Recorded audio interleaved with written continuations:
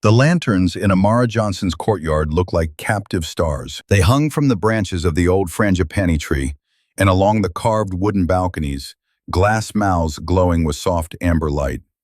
Beyond them, the Indian Ocean stretched out in a sheet of indigo, the tide sighing against the coral wall that separated the villa from the beach.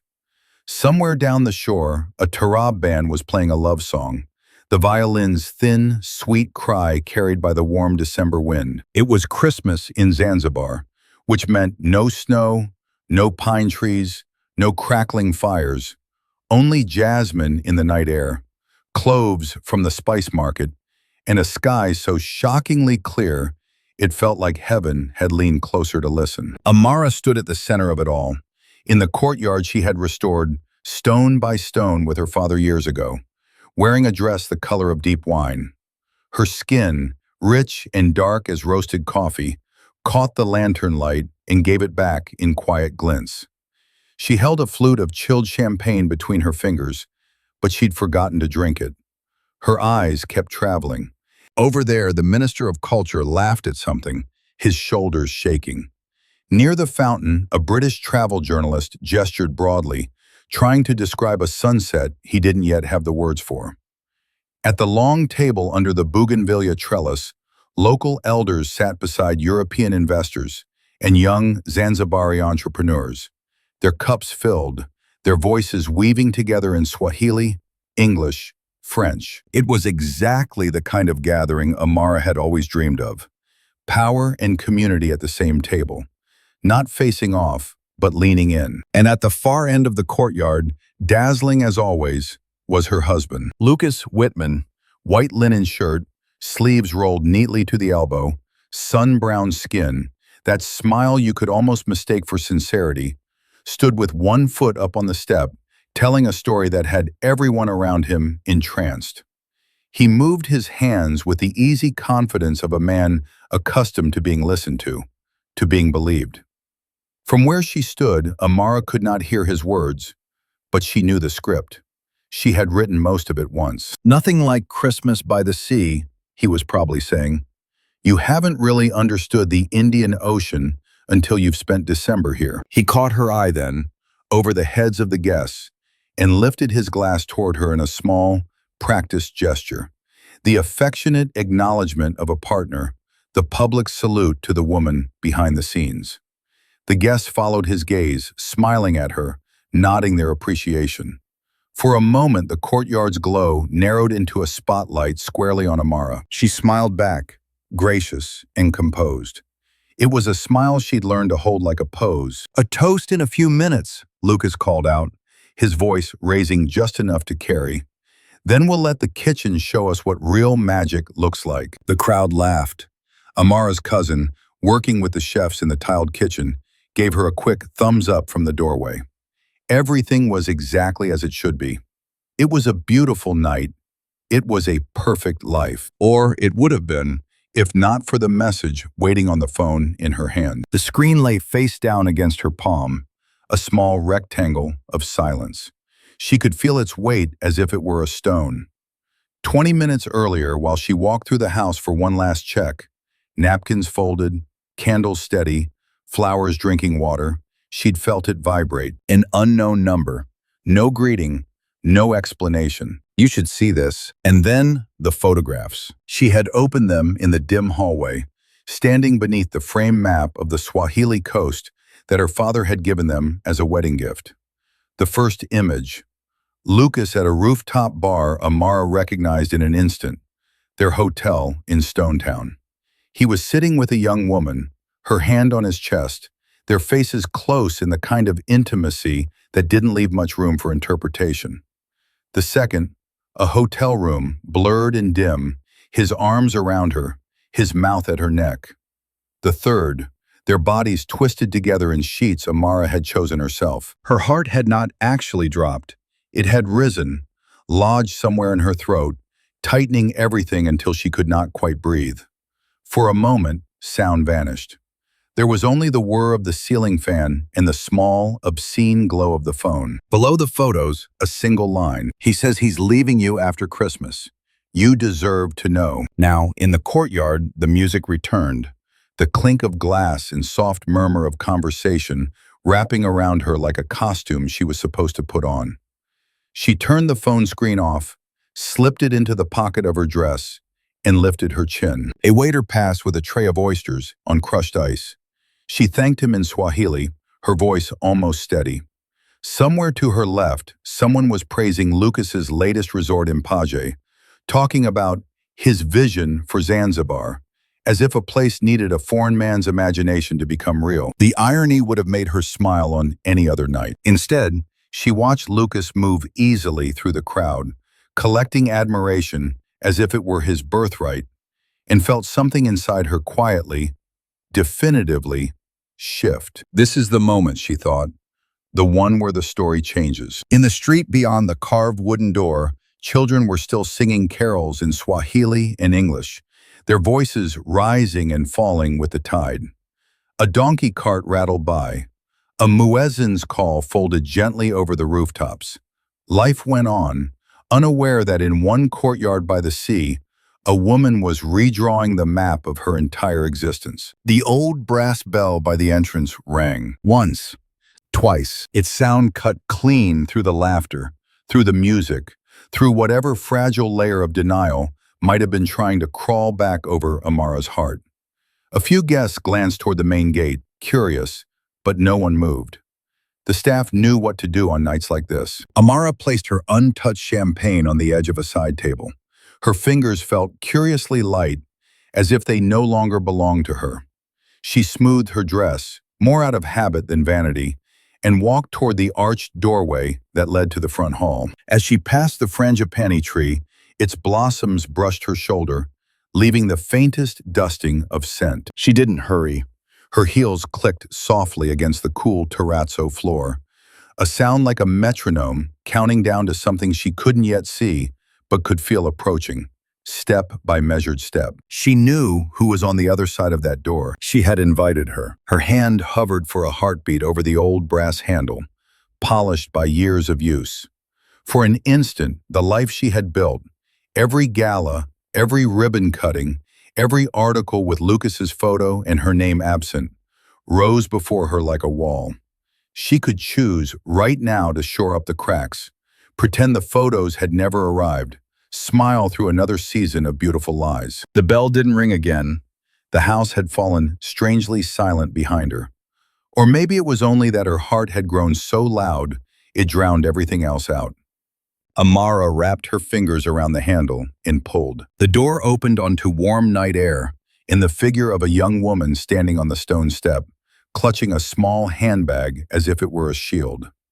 Honey blonde hair pinned too carefully, nervous lipstick, eyes that flicked past Amara's shoulder as if searching for someone else. "Can I help you?" Amara asked, her voice gentle, almost welcoming. In that fragile pause, on that threshold between the life she'd lived and the one she was about to claim, time seemed to hold its breath with her. If moments like this, when a woman stands at the edge of breaking and becoming, speak to something in you, remember to stay close. Stories breathe on your attention. You can keep this one alive by liking, sharing your thoughts in the comments, and following along to see what waits on the other side of this open door. Because tonight, in Zanzibar, under a sky full of indifferent stars, Amara Johnson is about to step into the truth. The young woman on the threshold looked as if the night itself had carried her to the door and left her there trembling. She stood beneath the lantern over the archway, its light gilding the uneven rise and fall of her breath. For a heartbeat, she did not speak. Her pale fingers tightened around the thin strap of her handbag, knuckles whitening as though she feared she might fall apart if she loosened her grip. Amara felt the world narrow to the small space between them. The humid air, the scent of clove smoke drifting in from the street, the faint echo of laughter from the courtyard behind her. Everything else, her guests, her gown, the carefully polished image of her life, seemed to draw back like a tide, leaving her and this trembling stranger stranded on a new and unfamiliar shore. I received an invitation, the woman finally managed. Her accent was Eastern European, soft and wavering. For a Christmas celebration. At this address, I think there must be a mistake. A breeze brushed past them, carrying the distant notes of tarab music and stirring the frangipani blossoms that had fallen near the step. One petal landed at the woman's feet, curling like a white comma that dared to pause the moment. No mistake, Amara replied. The woman's eyes lifted, bright, uncertain, searching the depths of Amara's face for something.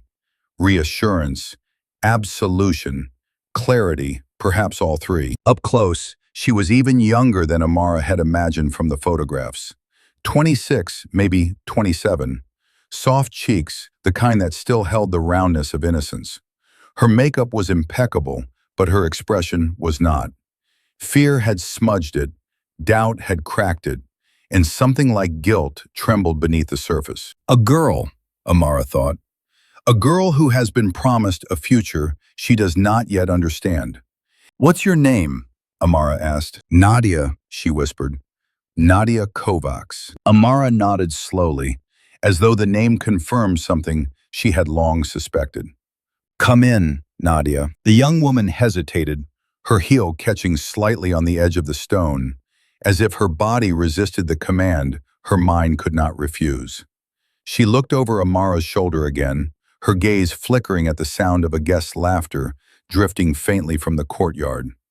It was the laughter of people who had no idea their evening was tilting toward an earthquake. I don't think I should, Nadia said, stepping back half a pace.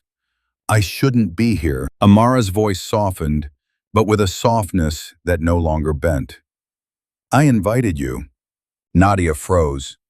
Amara stepped aside, holding the door open not like a hostess, but like someone offering another woman a chance to step into the full and terrible truth. The hallway behind Amara glowed with warm lamplight, the walls lined with framed maps and coastal etchings, the floor a smooth path of coral stone polished by decades of footsteps. It was beautiful. It was welcoming. It was the heart of the life Lucas had lived with Amara, the life he had stitched together from her knowledge, her connections, her labor. Nadia took a small, involuntary breath, as though crossing that threshold meant breathing a different kind of air. Why? Why did you invite me? She whispered. Because you deserve to see where the story really lives, Amara answered. Her tone was gentle, but there was steel beneath the silk. Secrets become powerful only when they're hidden. Tonight, nothing stays hidden. Something flickered across Nadia's face. Fear, shame, confusion, grief. The expression of someone who was beginning to realize she'd been standing in someone else's shadow without ever noticing the darkness. Amara extended her arm. Not aggressively, not theatrically, simply offering. For a long moment, Nadia's hand hovered in the air, trembling like a bird uncertain of its landing place. Then, with the smallest exhale, she stepped forward. The sound of her heel clicking on the coral stone floor seemed to echo louder than any music from the courtyard. As they moved down the hallway side by side, Nadia's eyes darted from painting to sculpture to ornate lantern, trying to understand the world she had walked into. It was not the sleek modernity of the resorts Lucas built. It was history, curated and cherished, the kind of authenticity he always boasted about but never truly understood. Is everyone already here? Nadia asked, voice thin. Yes, Amara replied. Everyone who matters. Nadia's throat bobbed. Does he know I'm coming? He will soon. They turned the corner, still hidden from the courtyard by the last partition of carved wood. Amara could hear the murmur of her guests, the clinking of cutlery, the soft hum of conversation. Lucas's voice rose above the others, warm and charming, the same tone he'd used on Amara once upon a time. The same tone she imagined he used on Nadia. Nadia stopped walking. Her hand caught Amara's forearm with surprising force. I didn't mean to hurt anyone, she said, her voice breaking for the first time. He told me things about you, that you were distant, that the marriage was already over, Amara finished. Nadia lowered her eyes. Yes, Amara inhaled slowly. Pity was not what she felt, nor anger. Something more complex, more solemn. I believe he told you what he needed you to believe. she said. That doesn't make you evil. It makes you prey. Nadia flinched. A tear slipped, but she brushed it away quickly, almost angrily. He told me he loved me, she whispered. He said after Christmas. Amara touched her arm lightly, not in comfort, but in recognition. After Christmas, he promised me a dozen things he never intended to do. Nadia's lips parted, as if she wanted to apologize, but the words faltered. Come, Amara said softly. It's time. Together they stepped toward the courtyard, the carved wooden screen casting shifting patterns of shadow across their faces. Beyond it, the guests continued to laugh. A server uncorked a bottle of wine. Lucas's voice rose in a joke that drew warm chuckles. But the energy in the hallway shifted, as if the villa itself was holding its breath. Amara rested her hand lightly on the screen's handle. When she pulled it open and stepped into the lantern-lit courtyard with Nadia at her side, the night split neatly into a before and an after, two halves of a truth about to collide. And every soul present would bear witness. The courtyard fell away behind them, but the weight of what was coming lingered in the air like a pulse. As Amara stepped forward, guiding Nadia into the space where truth waited to take its shape, her mind slipped, briefly, involuntarily, into the landscape of memory. It was not nostalgia that pulled her back, only the strange tenderness of remembering the beginning of a story she no longer recognized as her own. There had been a time when Lucas Whitman was only a man with a suitcase and a sunburn. Amara had first seen him on the ferry from Dar es Salaam to Zanzibar 14 years earlier. She had been returning from a research trip, notebooks full of interviews with coastal communities who were experimenting with small-scale tourism cooperatives. Lucas had been seated across from her, white shirt clinging to his back, hair tousled by the Indian Ocean wind, a guidebook open but unread in his lap. Every few minutes he glanced over the railing at the horizon, as if expecting the future to rise from the water and greet him. He looked lost, but in an almost hopeful way. You're studying the islands too? He asked her, finally breaking the polite barrier of ferry silence. His accent was American, light and warm, the kind that turns simple sentences into invitations. I'm studying people, Amara replied.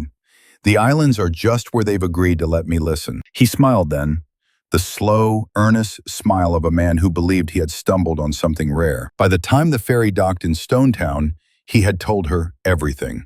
How he'd left Colorado after selling his first tech startup, how he wanted to build the world's most culturally respectful luxury resorts, how he had the capital but needed insight, local nuance, community wisdom, a partner with roots rather than assumptions. Amara had not been looking for him. She had been on her way to graduate school, to publish her research, to build a career that honored the stories of people too often spoken over. But Lucas had looked at her as though she were a compass, pointing him somewhere he could not reach alone. And she had been young enough to believe that being needed was the same as being valued. What began as conversation became collaboration. What began as collaboration became late-night strategy sessions in cafes overlooking the sea. Maps and notes spread across the table. Lucas leaning in with that eager, hungry energy she mistook for passion, for possibility. He asked questions no foreign developer had ever bothered to ask. How do villagers in Matemwe feel about tourism? What traditions must we protect? What do the fishermen need if we build near their docks? He listened. He took notes. He thanked her for every insight. And in that listening, Amara felt something open inside her. The dangerous and beautiful belief that she had found a partner who understood that land was not a blank canvas waiting for foreign dreams. When Lucas proposed 6 years later, he did so in the courtyard of her father's home in Jangombe.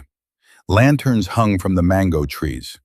Elias had prepared coconut rice the way Amara's mother used to make it.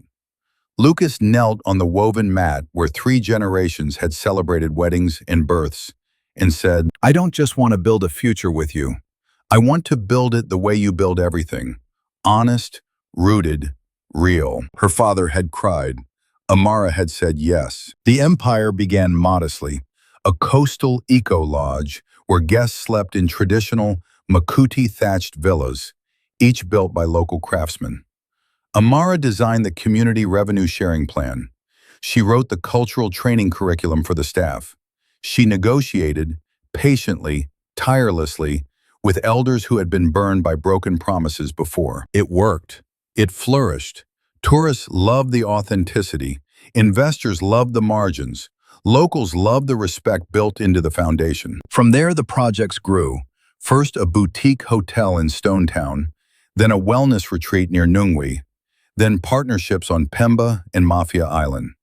Lucas became the face of the brand, photographed in linen suits beside coral stone walls, quoted in travel magazines as the visionary of ethical luxury. But behind every photo, every contract, every grant approval stood Amara, translating language and culture, soothing doubts, bridging worlds that had no reason to trust each other. She remembered once returning from a community meeting in Kizimkazi, exhausted after hours of negotiating fishing rights, only to hear Lucas laugh and tell a journalist at their villa, "I really pushed hard to get the locals on board." She had stood by the door unseen, listening as he recounted a version of events in which he had been the mediator, the strategist, the man who understood the nuances of Swahili coastal communities. The first erasure is always quiet. A credit line omitted in a press release. A partnership clarified to favor his name. A board meeting where she was introduced merely as "my wife, who has a great eye for culture." At first, she had told herself she was being sensitive. The work mattered more than the recognition. They were building something together, and together was enough. But the empire was growing, and with growth came drift. Lucas traveled more, often without her. He returned changed, impatient, restless, carrying an invisible vibration of ambition that made her feel slow, small, insufficient. He stopped attending community gatherings unless cameras were present. He stopped asking her to review proposals.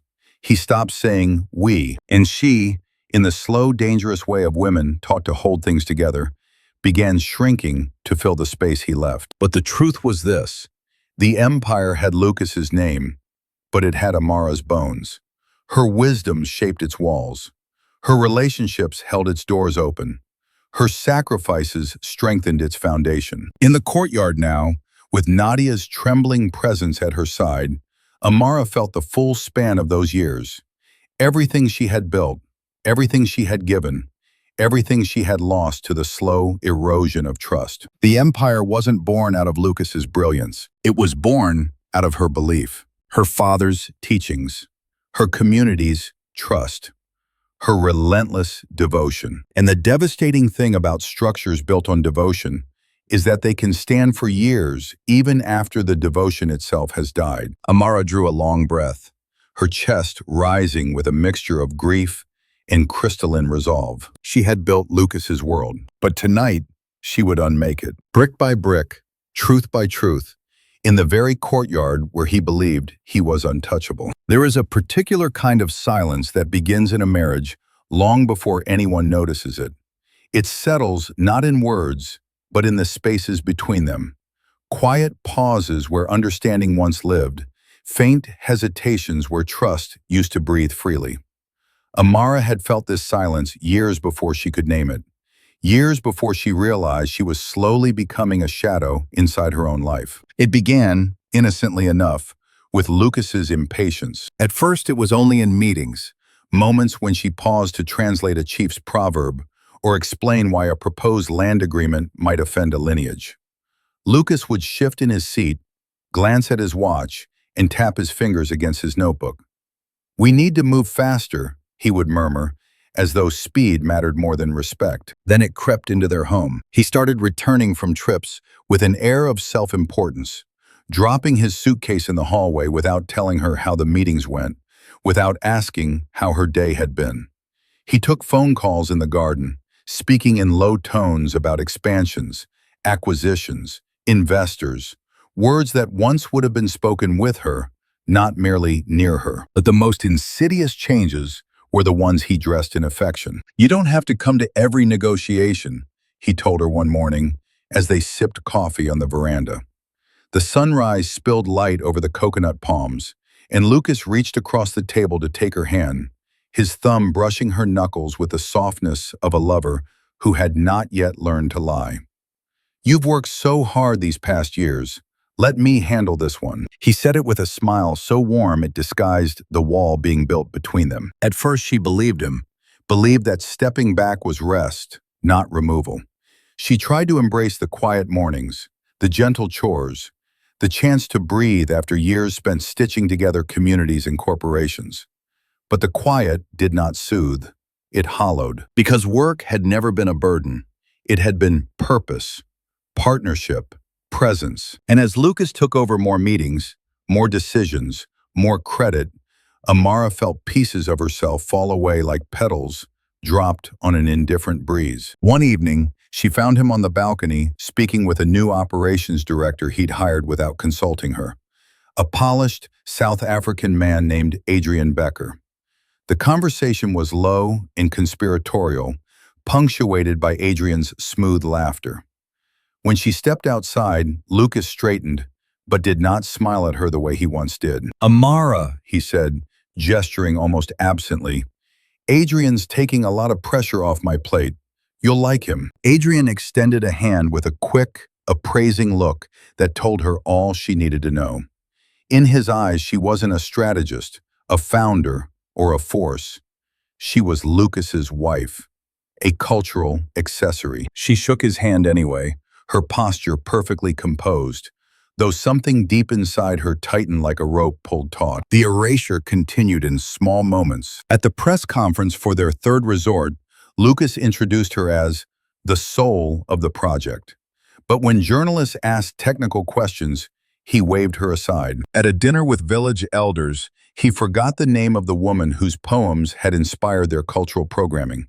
Poems Amara had translated for him herself. At a stakeholders meeting, he misquoted her research publicly, then dismissed her correction with a patronizing, "Let's not get bogged down in details." But the cruelest moment came during a partnership ceremony with a well-known Tanzanian philanthropist. Photos were taken under a flowering canopy, the air thick with jasmine and pride. The next day, an international travel magazine published a feature on Lucas with the headline, "The Man Bringing Authentic Africa to Luxury Travel." Not a mention of Amara, not a sentence, not even a footnote. The article quoted Lucas describing how he built trust with locals, how he translated cultural nuance, how he oversaw community relations personally. It was a portrait painted entirely with her work and his name. Amara sat on the veranda with the magazine in her hands, her heart strangely still. Elias visited that evening and found her staring at the open pages, the twilight deepening around her. "My daughter," he said softly, sitting beside her. "You look like a person trying to hear herself in a room full of echoes." She closed the magazine, pressing her palm against its glossy cover, as if she could smother the falsehoods within it. "Baba," she murmured, "I don't know when I stopped being part of this story." "You didn't stop," he said.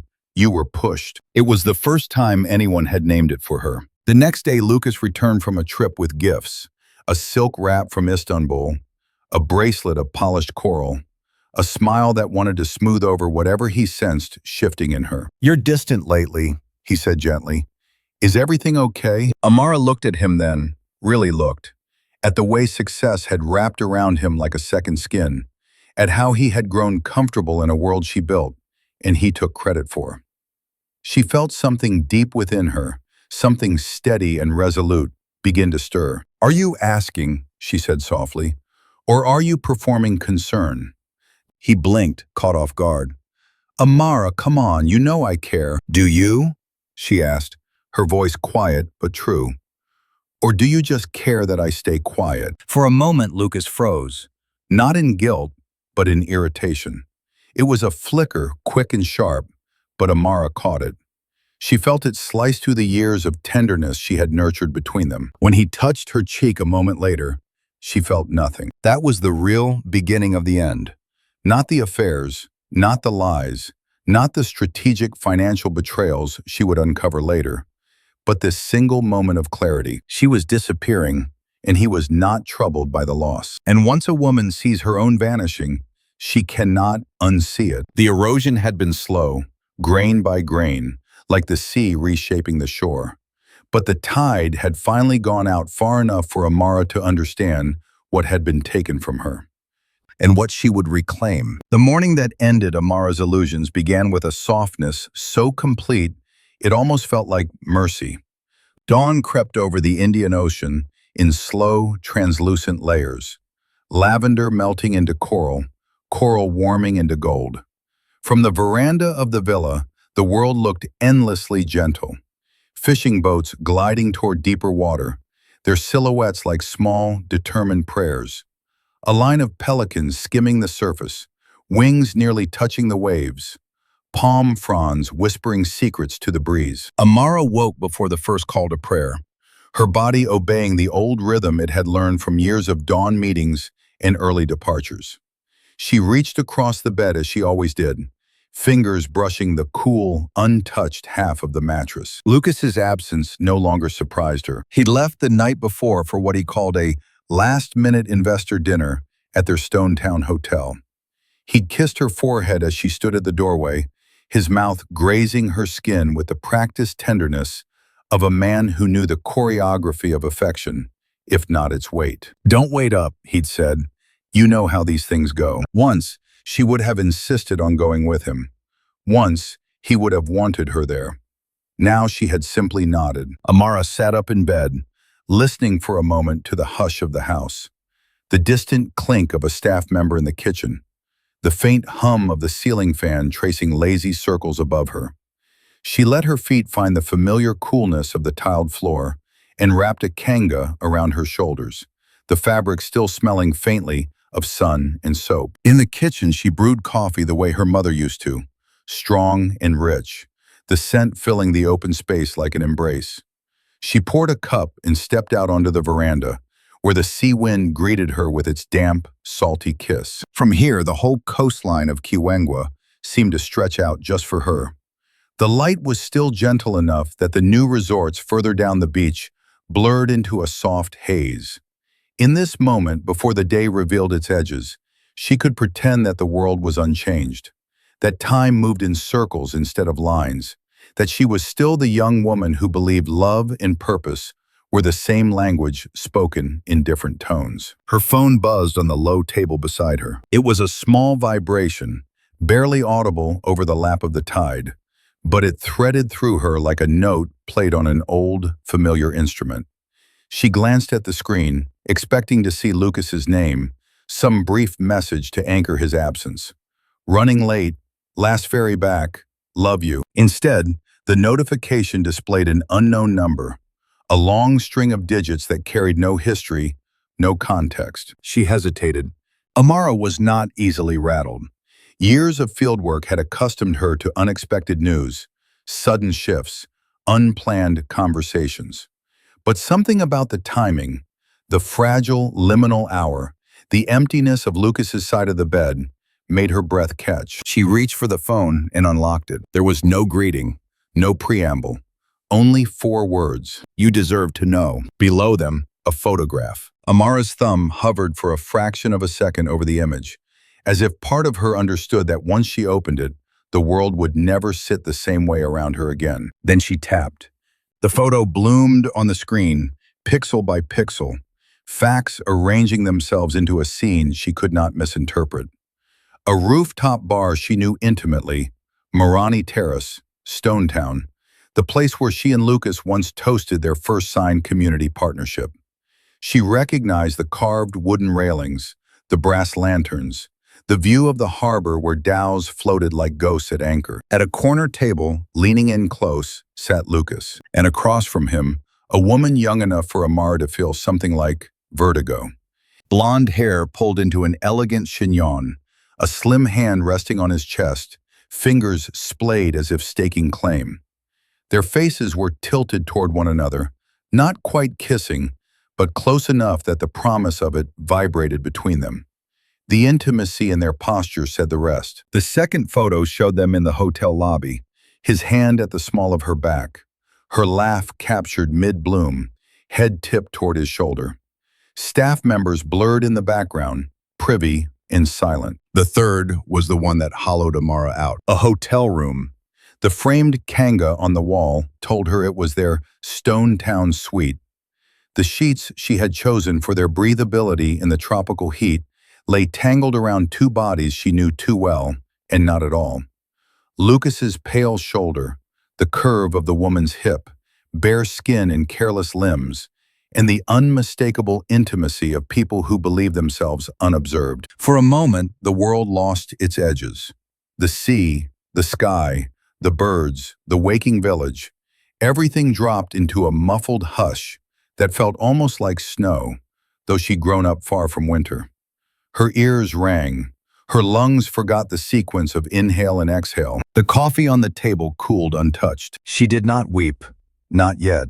Shock held her in a strange suspension, an airless, exquisitely clear chamber where each detail sharpened instead of blurring. Her first thought was not, "I didn't know." It was, of course, because there had been late nights that lasted without explanation, business trips that stretched inexplicably by 2 or 3 days, the faint scent of unfamiliar perfume sometimes clinging to his shirts, the way his eyes had slid off her body in recent months, as if she were furniture he'd walked around so often, he no longer registered it as part of the room. Suspicion, she realized, is its own architecture.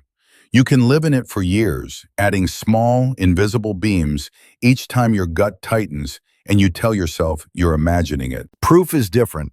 Proof is demolition. Her hands shook as she scrolled. Beneath the photos, the sender had written again, "He says he's leaving you after Christmas. I thought you should hear the truth from someone who isn't lying to you." Amara's thumb hovered over the reply field. "Who are you?" The answer came almost instantly, like a confession someone had been holding too tightly for too long. Someone tired of being lied to. She stared at the words until they swam. Then another message appeared. "Her name is Nadia. She works the front desk in Stone Town. She thinks she's your replacement." The word replacement sliced through Amara with an almost surgical precision. Not lover, not affair, replacement. As if she were a piece of worn-out furniture traded in for something shinier, simpler, newer. The early lights shifted, brightening the edges of the veranda, turning the ocean from indigo to blue. Somewhere below, a boy ran along the sand, dragging a stick through the shallow surf, leaving a line that vanished as the water folded over it. Amara set the phone down with great care, as though it might shatter if she dropped it, as though something fragile inside her hadn't already cracked. 12 years. 12 years of building his legitimacy. 12 years of carrying his promises into rooms where he was not yet trusted.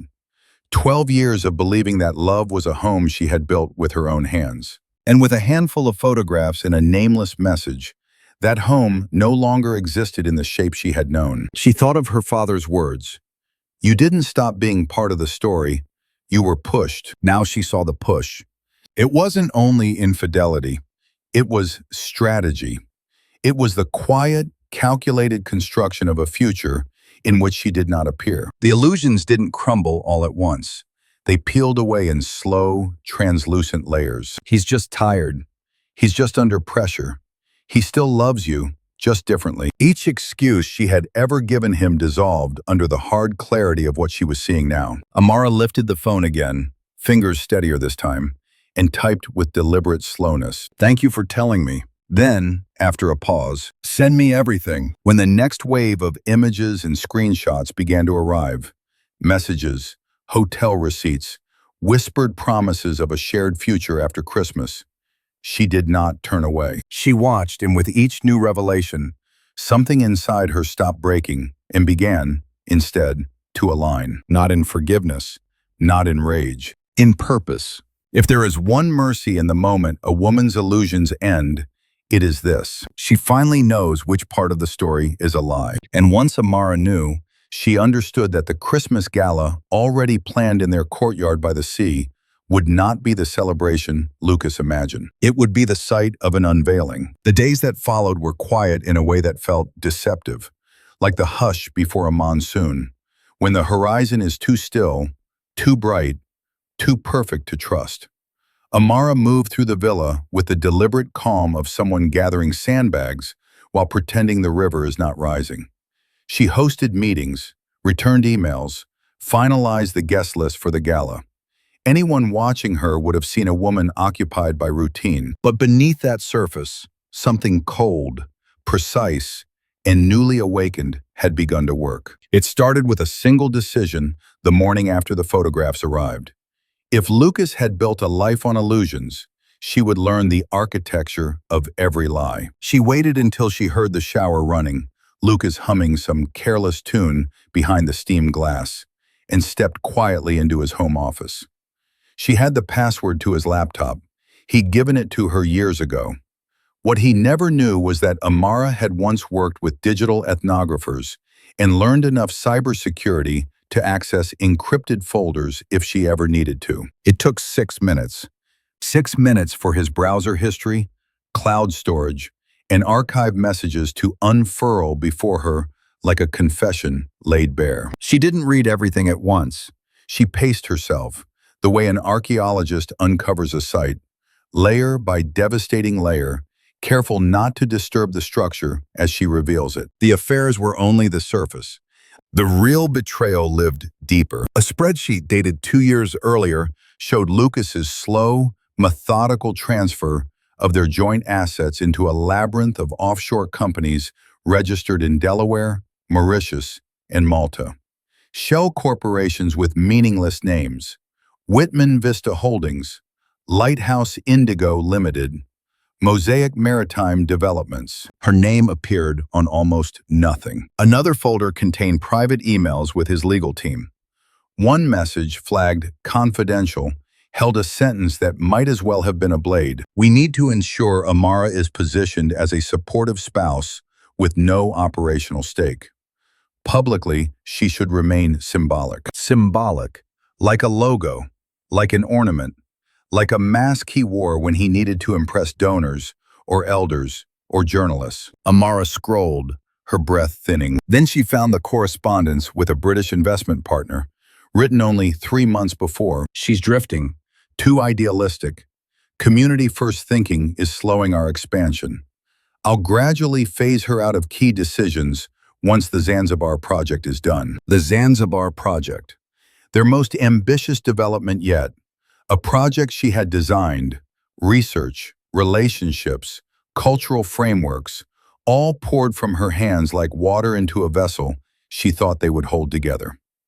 How strange, she thought, that betrayal does not always come suddenly. Sometimes it is built with the same patience as love, beam by beam, brick by brick, until one day you realize the house you believed you lived in has been quietly repurposed into a structure where you are no longer welcome. A soft ping sounded. Another email appeared. Nadia again, not to Lucas, to a friend. Amara recognized the name from social media. The message was short, but it made her exhale sharply. "He says after Christmas, everything changes. He'll make it official. I'll be done working front desk and moving into something permanent. He says the villa will be mine too." The villa. The one Amara had restored with her father. The one where she had held New Year's celebrations, mourned her mother's passing, planned community partnerships. The villa where she had learned to braid hope into architecture. Her jaw tightened, not with rage, but with the terrible clarity of understanding. Lucas had not just replaced her in bed. He had begun replacing her in life. Piece by careful piece, the way someone rewrites a story by erasing a character paragraph by paragraph until she becomes a footnote. Amara clicked open another folder. This one was labeled Projections, Post Q1. Halfway down the document, highlighted in yellow, were notes from a call between Lucas and a potential investor. A new brand identity post-divorce. Positioning myself as a modern pioneer, visionary outsider, ethically leading East African tourism into the next era.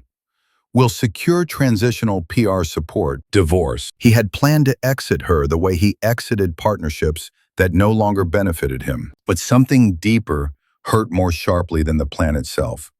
He spoke about the region, the people, the communities, the very heart of her life's work, as assets, as leverage, as scenery. She closed her eyes, swallowing something bitter. Her love for Zanzibar had not been born from desire or ambition. She had grown roots there, through language, relationships, shared meals, shared histories. She had listened to elders tell stories of sultans and spices, of arrival and departure, of the tides that carried entire traditions across generations. She had built trust not with money, but with time, humility, and an open heart. Lucas had built something else entirely. A brand, a story crafted for Western magazines, a myth of a benevolent developer bringing ethical tourism to Africa. A lie that sold beautifully because lies draped in good intentions always do. Amara opened one last email thread. It was with Adrian Becker, the operations director, who had looked at her like she was decorative. Adrian, she's been asking more questions lately. Might be catching on. Lucas, she's emotionally intelligent but too loyal to think strategically. She'll adapt. She always does. Adapt. As though she were a climate, a background, something malleable, unresisting, always reshaping itself to support the thing above it. Amara's breath left her body like a tide retreating. Not in anger, not in grief, in awakening. She closed the laptop gently. The room around her, the artifacts she and Lucas had collected together, the woven baskets from Pemba, the clay vessels from Makunduchi, seemed suddenly to tilt, as if they too recognized the truth she had uncovered. This was not betrayal of the heart alone. This was betrayal of the life she had built, of the purpose she had offered, of the woman she had allowed herself to become. And beneath that betrayal lived something even sharper. He had used her brilliance to build something he would later claim she never belonged to. Leaving the office, she felt her body straighten, her spine aligning with a resolve she had not summoned in years. She walked to the veranda, the sea wind lifting her kanga as though urging her forward. In that moment, she understood that her marriage was no longer a story. It was a case study, a structure collapsing, a lesson revealing itself. And she would study it with the same clarity she had brought to every excavation of culture and power she'd ever analyzed. Because now she knew Lucas had built their empire on her knowledge, and then built her disappearance with equal care. Betrayal was not the end. It was the blueprint. And now that she had seen it, she would decide what to build from the ruins. The truth, once awakened, does not rest. It follows. It presses. It demands a reckoning. 3 days after discovering the ledger of Lucas's betrayals, Amara boarded a flight to Dar es Salaam. The morning was already warm when she stepped onto the tarmac, her kanga fluttering behind her like a banner of quiet defiance. She carried nothing but a leather satchel stuffed with photocopies, screenshots, and questions she wasn't yet ready to name aloud. The city greeted her the way it always did, horns blaring, the smell of diesel and sea salt mingling in the air, street vendors calling out in rhythmic Swahili. Yet even in the thick pulse of Dar, she felt strangely weightless, as though she had stepped outside her own life and was moving through its outline. Sophia's office sat above a bustling cafe in Oyster Bay, its bright windows overlooking the slip of coastline where fishing boats drifted lazily in the afternoon heat. Amara climbed the stairs slowly, her hand grazing the worn wooden rail, as if drawing courage from the texture beneath her skin. When she reached the door, Sophia was already waiting. She had always been a striking woman, tall, sharp-featured, her hijab wrapped in elegant folds that framed a face capable of kindness and ferocity in equal measure. They had met in graduate school in Cape Town, two black women navigating academic spaces that often underestimated them. Sophia had gone on to become one of East Africa's most respected attorneys in international business law. Amara, she said softly, pulling her into an embrace that smelled of jasmine and ink and something deeply grounding. I was worried. Amara managed a tired smile. I didn't want to explain this over the phone. Come, Sophia said, leading her into the office. Sit. Tell me everything. For a moment, Amara could not speak.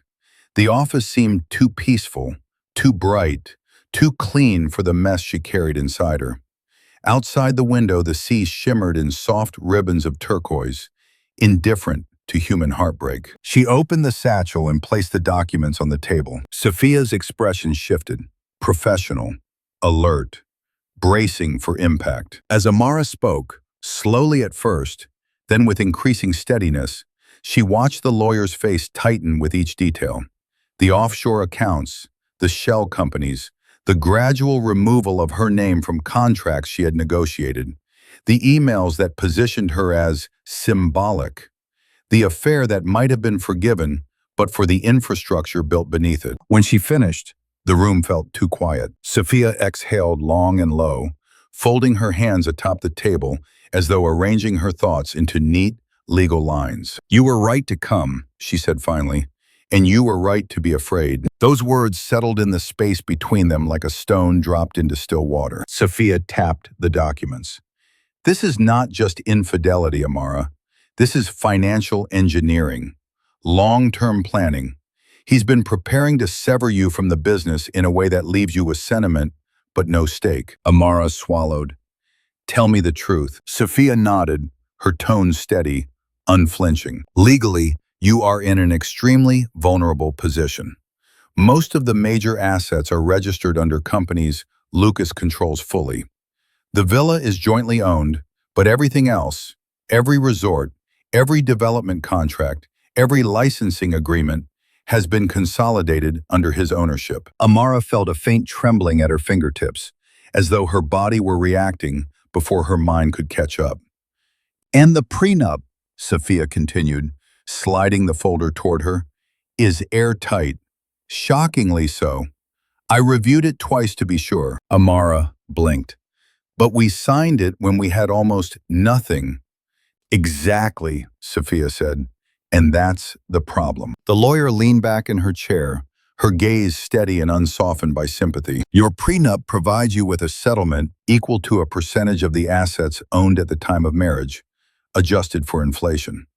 At that point, Lucas owned a small rental apartment in Denver and a half-failed investment in Tanzania. That's all." Amara felt something cold pool in her stomach. "You mean—" "Yes," Sophia said. "If Lucas files for divorce under this agreement, you walk away with almost nothing." A long silence unfurled, thin, brittle, sharp-edged. Amara stared at the grain of the wooden table, tracing the natural lines with her eyes. The idea that 12 years of partnership could be boiled down to such a number was so grotesque she felt briefly untethered from her body. "I built his empire," she said softly. Not in protest, not even in anger, more like a thought spoken aloud to confirm its existence. "I negotiated land rights. I created the cultural frameworks. I secured the community boards." "I know," Sophia said. "Every person who has worked with you knows. But the law doesn't reward contribution. It rewards ownership." Amara's breath hitched. "So what are my options?" Sophia clasped her hands. "Litigation is one. Long, expensive, exhausting. He has the money to drag it out. You would win some moral victories, but financially, it is difficult." "But not impossible," Amara said quietly. "No," Sophia agreed. "Not impossible, but brutal." The lawyer hesitated, then added in a lower voice, "And there is another danger. If he gets nervous, Lucas can freeze accounts, reroute assets, or transfer ownership abroad. He is already prepared. You are not." The words struck with the precision of a chisel. Amara straightened slightly, her backbone rediscovering itself. "I will not let him erase me." Sophia's expression softened, just for a moment. "I know." They sat in silence for several breaths. Outside, a dhow glided past the shore, its sail bright against the horizon. Finally, Sophia spoke again. "There may be another path." Amara lifted her gaze. "Which one?" "The one that doesn't rely on courts. The one that relies on truth." Amara's pulse quickened. "Lucas's power depends on perception," Sophia said. "Investors, community boards, government permissions. If these people understood the role you played, if they understood the betrayal behind the betrayal, his leverage collapses. Amara knew this already, in her bones. She had felt it forming like a tide. Sophia closed the folder. So I'll ask you plainly, Amara, what do you want? For the first time in weeks, Amara felt her voice settle into certainty. Not revenge, she said. Not money. She pressed her palm against her chest, right over the place where her heartbeat had steadied. I want the truth to be visible. And then, I want to build something that doesn't crumble under someone else's shadow. Sophia's eyes warmed. Then we begin there. In that moment, Amara realized the brutal truth was not what the law had revealed. It was this. She had given her brilliance, her labor, her love so freely that she had forgotten to safeguard herself. But now, she saw the architecture of everything clearly. And once a woman sees the structure of her own erasure, she can dismantle it, piece by piece, with the same patience and precision she once used to build. In the days that followed her meeting with Sophia, Amara returned to Zanzibar with an unspoken vow folded into her heart like a sealed letter. She did not open it all at once. She carried it carefully, letting its weight guide her through each hour with a new and steady purpose. She did not storm through her world with accusations or demands. She did not expose Lucas overnight. She did not speak his name with bitterness. Instead, she began to visit the past she had built with her own hands. One door, one friendship, one alliance at a time. Her first stop was the village of Kizimkazi, where fishermen still dried their nets on wooden racks, and children chased each other barefoot across the sand. The carved wooden door of the community hall creaked as she pushed it open, releasing a wave of familiar scents. Seawater, coconut rope, turmeric from an earlier meal. Inside, she found Mama Zuena preparing tea over a charcoal stove. The older woman looked up, eyes widening, then breaking into a smile so warm it felt like sunlight. Amara, Mtoto wangu, my child, you've been gone too long. Amara stepped into the elder's embrace, breathing in the scent of cloves and earth that had always felt like truth itself. I've missed this place, Amara murmured. We have missed you, Mama Zuena said, tapping Amara's cheek lightly, affectionately. Lucas hasn't visited in many months, not since... She paused, searching for the right word. Not since he became too busy to listen. Amara's breath caught. Did he send word? No, the elder said, shaking her head. But we know when a man forgets the people who made him welcome. They drank tea together in the courtyard beneath a mango tree, sunlight rippling through its leaves. Amara asked about the youth apprenticeship program she had once designed, about the families who had embraced tourism, about the challenges that had arisen since she last visited. And in the gentle sway of conversation, something happened. Something quiet but unmistakable. The elders remembered, not through her prompting, not through pride, but through the natural turning of memory toward truth. You were the one who convinced the minister to grant us the fishing corridor, Mama Zuena said. You helped us secure funding for the restoration of the docks. Lucas spoke loudly, one of the fishermen added. But you understood. The words were spoken without accusation, without intention. They were simply the truth, rising to the surface like a tide that had waited years to break. When Amara stood to leave, the village's imam stopped her at the gate. He has forgotten us, he said gently. But you, he touched his heart. You were never forgotten. Her next stop was the spice farm on the island's interior, where aromatic breezes threaded through rows of cinnamon, vanilla, and cardamom. The farm had been one of her earliest partnerships, one she'd fought to integrate into Lucas's sustainability model. The owner, a wiry man with a gentle smile named Hamisi, greeted her with a gasp of surprise. Dr. Amara, I thought you were traveling the world now, leaving us behind, she smiled. Hardly. He led her through the shaded groves as workers stripped bark from cinnamon branches and packed spices into woven baskets. I tried to contact Lucas about expanding the partnership, Hamisi said as they walked. But he stopped replying months ago. I thought perhaps the company didn't need us anymore. Amara paused, her fingers brushing a low-hanging vanilla vine. What you offer isn't something to discard, she said softly. not for those who understand its value. Hamisi studied her. His eyes, dark and shrewd, narrowed with understanding. "I always knew you were the one guiding that company with a steady hand," he said. "Lucas is a good talker, but talking cannot replace knowing." It was not flattery, it was recognition. A truth resurfacing. Over the next week, Amara visited every community she had worked with. Villages, cooperatives, artisans, youth programs, women's collectives. She walked familiar paths, sat on low stools, drank chai from enamel cups. Everywhere she went, she heard the same story told in a dozen different ways. Lucas had grown distant. Email chains had gone unanswered. Cultural commitments had been quietly postponed or ignored. The sense of partnership that once defined the company had frayed, thread by thread. And in each conversation, people began remembering something that had been eclipsed by Lucas's charm and visibility.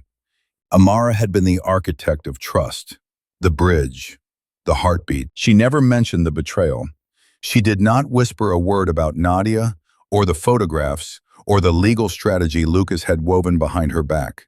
These were not people she needed to manipulate. Their memories awakened naturally, drawn forth by her presence alone. But not every reunion was gentle. On the fourth day, Amara visited a youth arts collective she had helped establish years earlier. The director, a young man named Juma, greeted her with awkward hesitation. "Dr. Amara, I wasn't sure you'd ever come back." "Why?" she asked softly. Juma rubbed the back of his neck. "Lucas told us you'd stepped away, that you preferred a quieter life. He made it sound like—" He stopped, embarrassed. "Like I became irrelevant," she finished for him. Juma looked at her then, directly, with a mixture of apology and shame, so raw it almost broke her. "You were never irrelevant," he said. "We just believed what we were told." In that moment, Amara felt the full weight of the slow erasure Lucas had engineered. Not just legally, not just financially, but socially. He had reshaped her public identity with the ease of a man rearranging pieces on a board. But standing there in the shade of the collective's mural-covered wall, she realized something essential.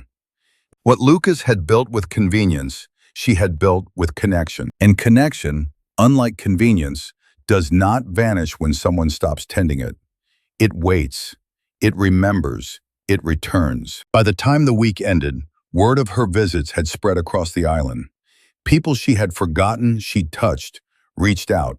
Text messages, invitations for tea, requests for guidance. Not out of pity, not out of curiosity, but out of recognition, out of respect. Amara returned to her villa one evening just after dusk, the last traces of sunset staining the sea in soft apricot hues. She stood on the balcony, watching the horizon blur into night, her heart steadier than it had felt in months. She had gone into the world to remind people who she had been. Instead, they had reminded her. And though Lucas's empire still towered around them, something fundamental had shifted in its foundation. The foundation she had laid, the foundation he had quietly hoped everyone would forget. Now they remembered. And soon, he would too. The afternoon heat had begun to soften when Elias arrived. From the balcony, Amara watched his taxi pull up to the coral stone wall, a small cloud of dust lifting as the driver braked. Her father stepped out slowly, one hand on the doorframe for balance, the other gripping his worn leather satchel, the same one he'd carried to archives and restoration sites for decades. Time had curved his shoulders and silvered his hair, but it had not dimmed the alertness in his eyes. He paused at the gate, resting a palm against the carved wood as if greeting an old friend. After all, he had helped restore this villa years ago, sanding its beams, reinforcing its arches, teaching his daughter how to honor a structure without erasing its history. Amara descended the steps to meet him. "Baba," she said, the words slipping out on a breath that carried more than welcome, relief, grief. Love knotted too tightly to separate. Elias turned, his face breaking into a smile that deepened every line time had carved there. "Binti Yangu," he murmured, opening his arms. "My daughter." She stepped into his embrace, resting her cheek against his chest. listening for the steady drum of his heart. For a moment, she let herself be small again, let herself be the girl who once believed her father could fix anything. A broken chair, a leaking roof, a heart bruised by schoolyard cruelty. But this was not a broken tile or a cracked beam, and she was no longer a child. When they parted, his gaze traveled over her face slowly, the way a careful craftsman inspects a surface for hairline fractures. He brushed his thumb softly beneath one of her eyes, as though checking for traces of sleep she hadn't had. "You're thinner," he observed, "and your smile is too quiet." "Too quiet?" she echoed, attempting a lighter tone. He hummed, unconvinced. "Your mother used to smile with her whole body. When she stopped, I knew trouble was near." The mention of her mother landed gently but heavily between them, like a stone wrapped in velvet. "Come, Baba," Amara said, looping her arm through his.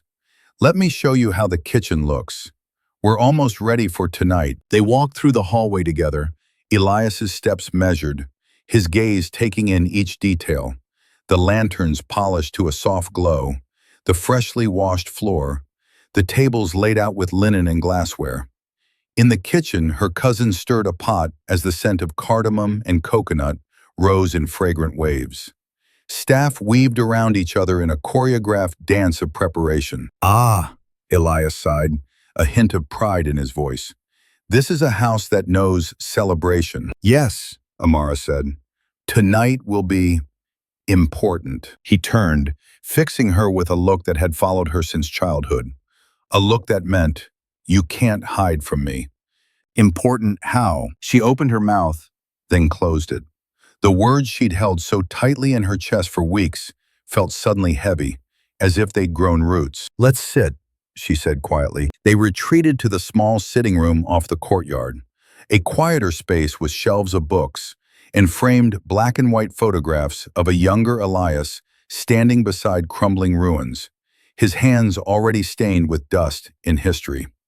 Through the open window, they could hear the soft shush of the sea and the muted clatter of preparations in the courtyard. Elias lowered himself into a chair.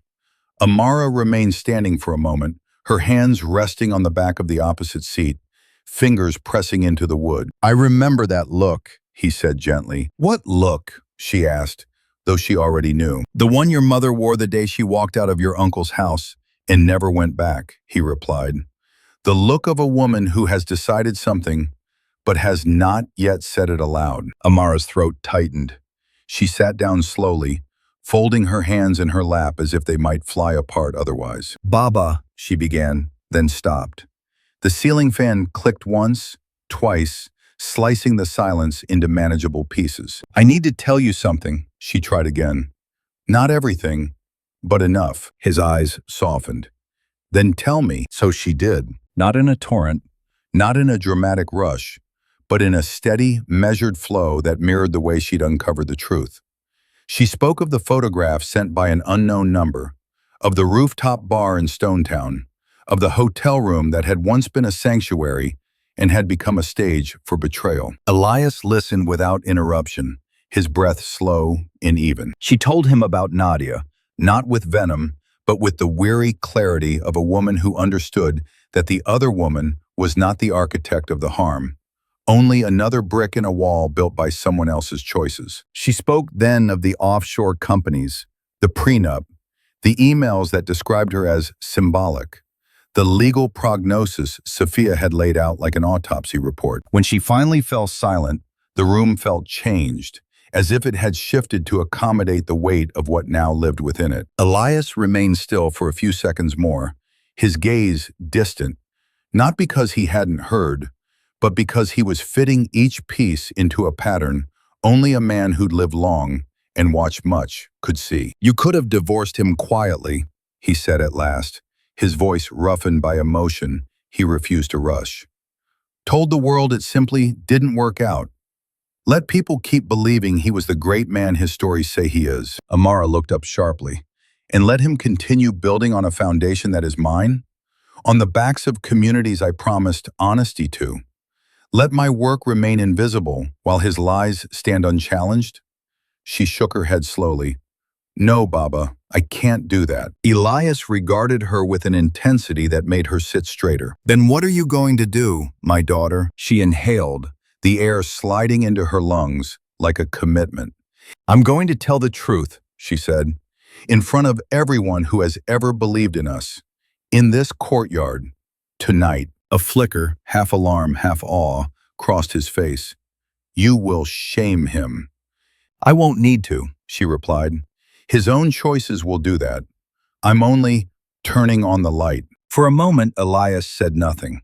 Then he leaned forward, elbows on his knees, clasping his hands together as if cradling something fragile. Your mother, he murmured, was always afraid you would inherit her softness, but none of her steel.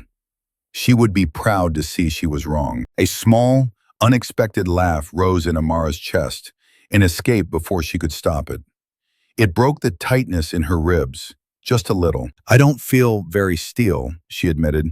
I feel like cracked porcelain. Porcelain can be mended, he said. Stone can be rebuilt. But tonight, his gaze searched her face. After tonight, what then? You have built your whole life around this marriage, around this man. Amara was quiet for a long heartbeat. Through the open window, the sound of waves reached them, soft, insistent, eternal. I thought I had, she said finally, but I didn't build my life around him. I built my life around a partnership I believed in. That belief was mine, not his. My work was mine. My love was mine. My principles are mine. She lifted her chin. After tonight, I build again. This time, on my own terms. Elias's eyes shone, though no tears fell. He let out a breath that seemed to carry years with it. Then know this, he said, his voice low and fierce. Whatever cracks when you speak, I will be here among the pieces. You will not stand alone in that courtyard. Something inside her eased, the way a tight knot loosens when someone finally touches it with gentle hands. Amara rose and stepped toward him. He took her hand in both of his, fingers rough and warm. Tonight, she said, more to herself than to him, the story changes. Elias nodded, squeezing her hand once, as if sealing a pact. Then let it change truthfully, Binti. There is no structure more beautiful than one built on truth. Outside, the courtyard lanterns were beginning to flicker on, each small flame preparing to witness what the night would bring. The carved wooden screen whispered on its hinges as Amara pushed it open. Lantern lights spilled into the hallway, washing over her and Nadia in soft gold. The music from the courtyard, a lilting swirl of strings and subtle percussion, grew clearer, wrapping around them like a silk scarf. For a suspended heartbeat, they stood at the threshold, the wife and the mistress, one steady, one shaking, bound together by the choices of a man who believed the world would always tilt in his favor. Then Amara stepped forward. Conversation hummed across the courtyard, layered and warm. Glasses chimed. Laughter rose and fell like small waves. The long table under the bougainvillea canopy glittered with candles and crystal, each place setting a tiny promise of a perfect evening. Lucas stood near the head of the table, mid-story, one hand wrapped around a wineglass, the other sketching wide, confident arcs in the air. He was in his element, sun-browned, linen-clad, every gesture practiced, every smile calibrated. The world, as far as he could see, was still precisely as he believed it to be, until he saw them. His gaze skimmed lazily over the courtyard, then snagged on the sight of Amara crossing the stone floor, with Nadia half a step behind. The moment recognition dawned on his face was almost imperceptible. A small jerk in the angle of his jaw, the way his grip tightened on the stem of the glass. The conversation did not stop immediately. It faltered, thinned, and then slowly unraveled as people followed his stare and turned to see what had disturbed him, to see who had disturbed him. Nadia felt herself shrinking, shoulders curling inward, as if she could fold herself out of existence. Amara felt the tremor in the younger woman's arm and tightened her own fingers in response. Not in comfort exactly, but in solidarity. They reached the center of the courtyard. Everyone, Amara said, her voice neither loud nor harsh, yet somehow cutting cleanly through the murmur of the gathering.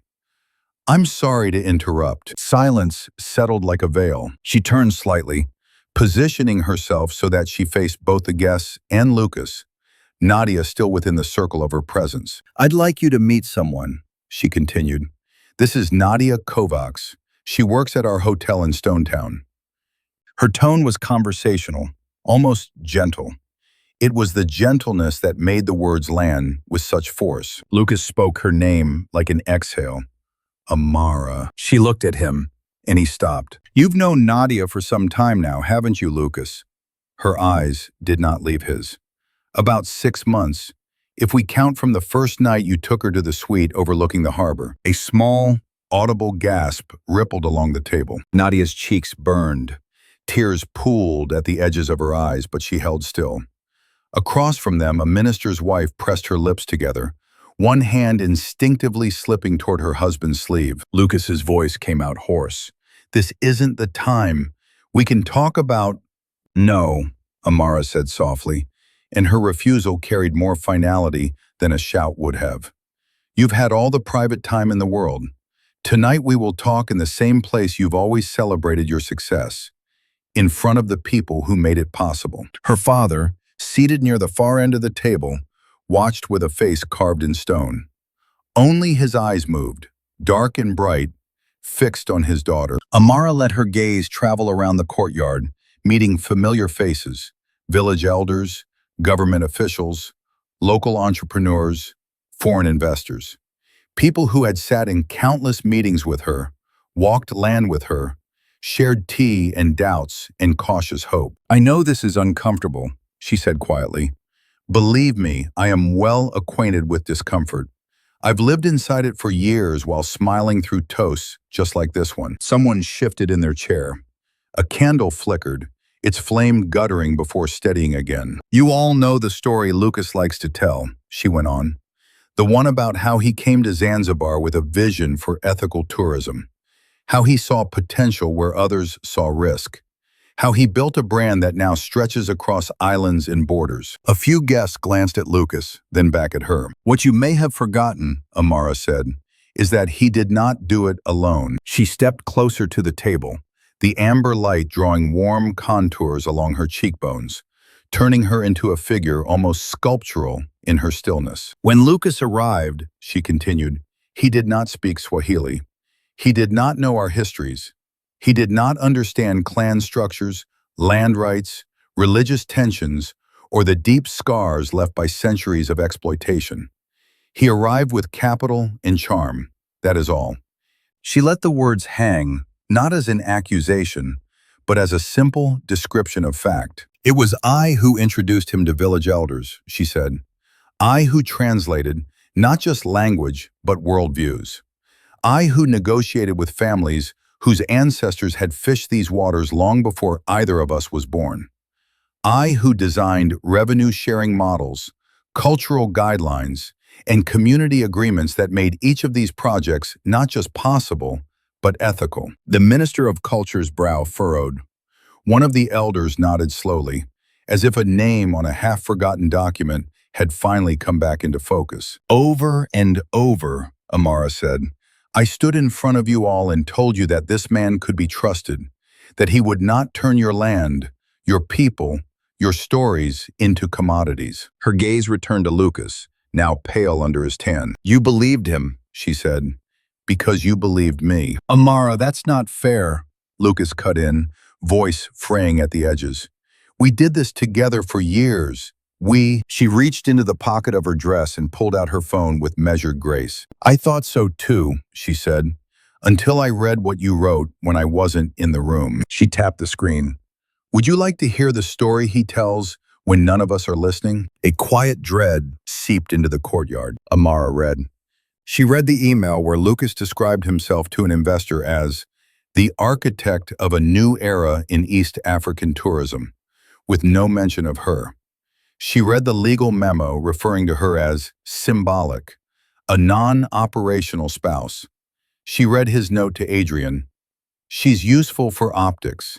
We'll phase her out once the new brand is stable." With each line, The air seemed to thin. She looked up at the elders from Kizimkazi. He told you he couldn't visit because of scheduling conflicts. She held the screen so that the nearest guest could see. Here he writes that community meetings are a waste of time once the land is secured. The elders traded glances, hurt turning slowly into something harder. Lucas's voice broke through, strained. This is being taken out of context. You're weaponizing private emails in front of the people whose names you used as stepping stones? She asked quietly. In front of the communities you described as scenery in your pitch decks? A murmur rose, sharper this time, and investors shifted uncomfortably, recalling recent conversations.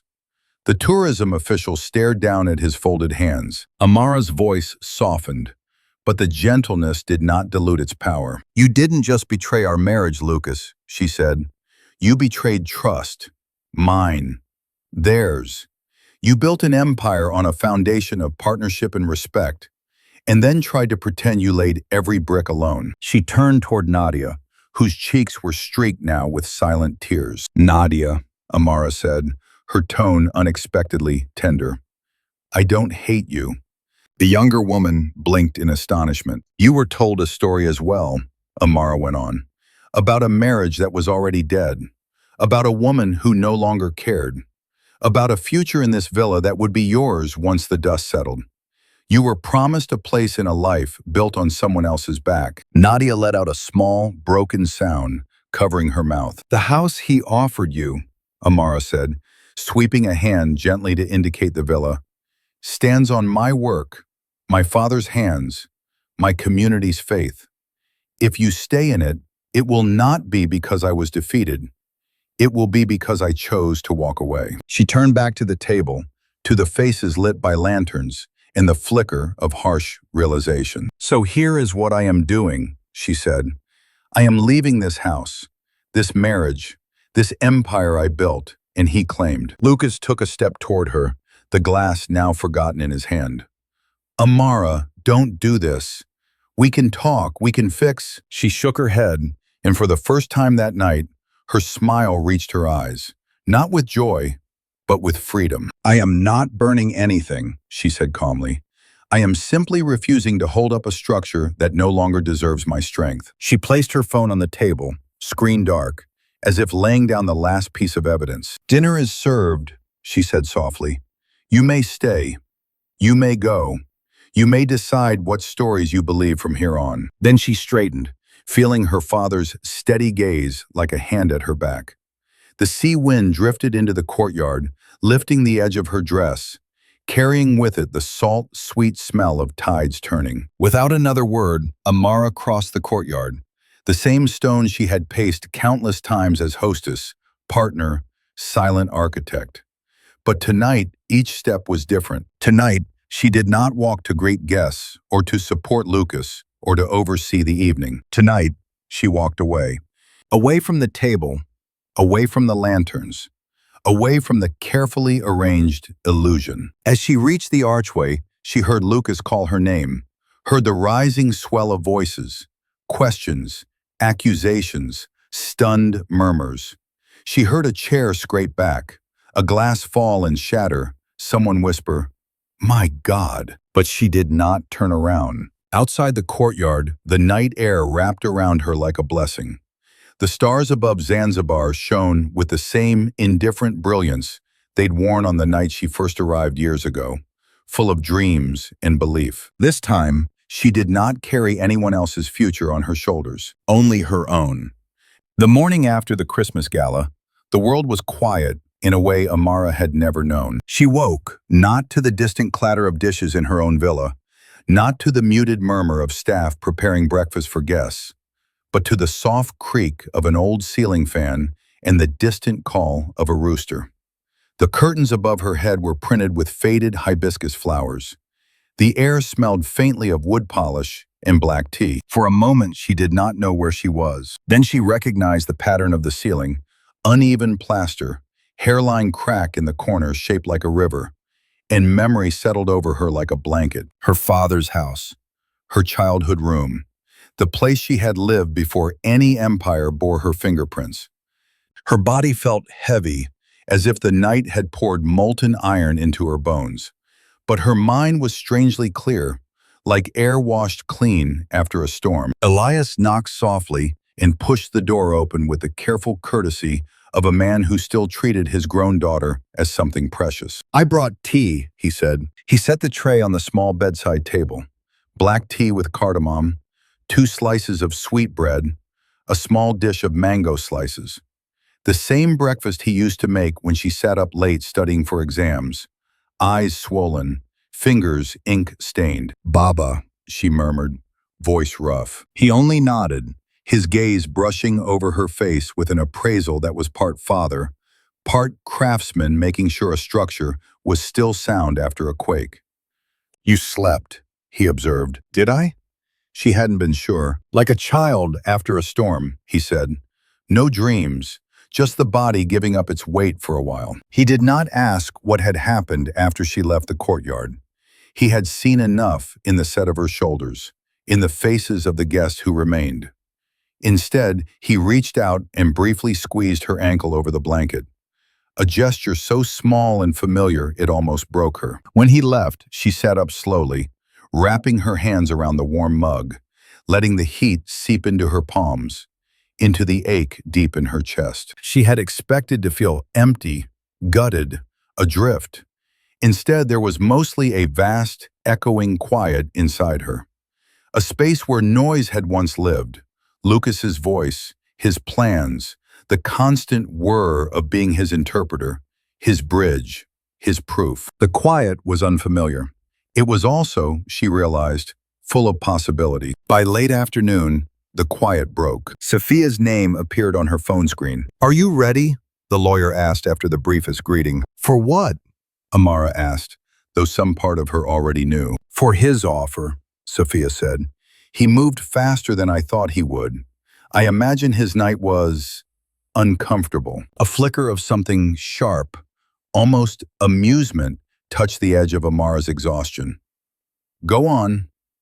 "He wants to meet," Sophia continued, "but first he sent terms, in writing." She heard papers shuffle on the other end of the line. "He's offering you 40% of the business assets," Sophia said, "plus sole ownership of the villa, in exchange for a comprehensive settlement and a non-disclosure agreement covering last night and all internal communications." Amara let the numbers sit between them like objects on a table, examined but untouched. 40% of assets he built with my work," she said quietly. 40% of something he wouldn't own at all if I hadn't laid the ground. "Yes," Sophia agreed, "but it's more than the prenup requires. He's not offering it because he's generous, Amara.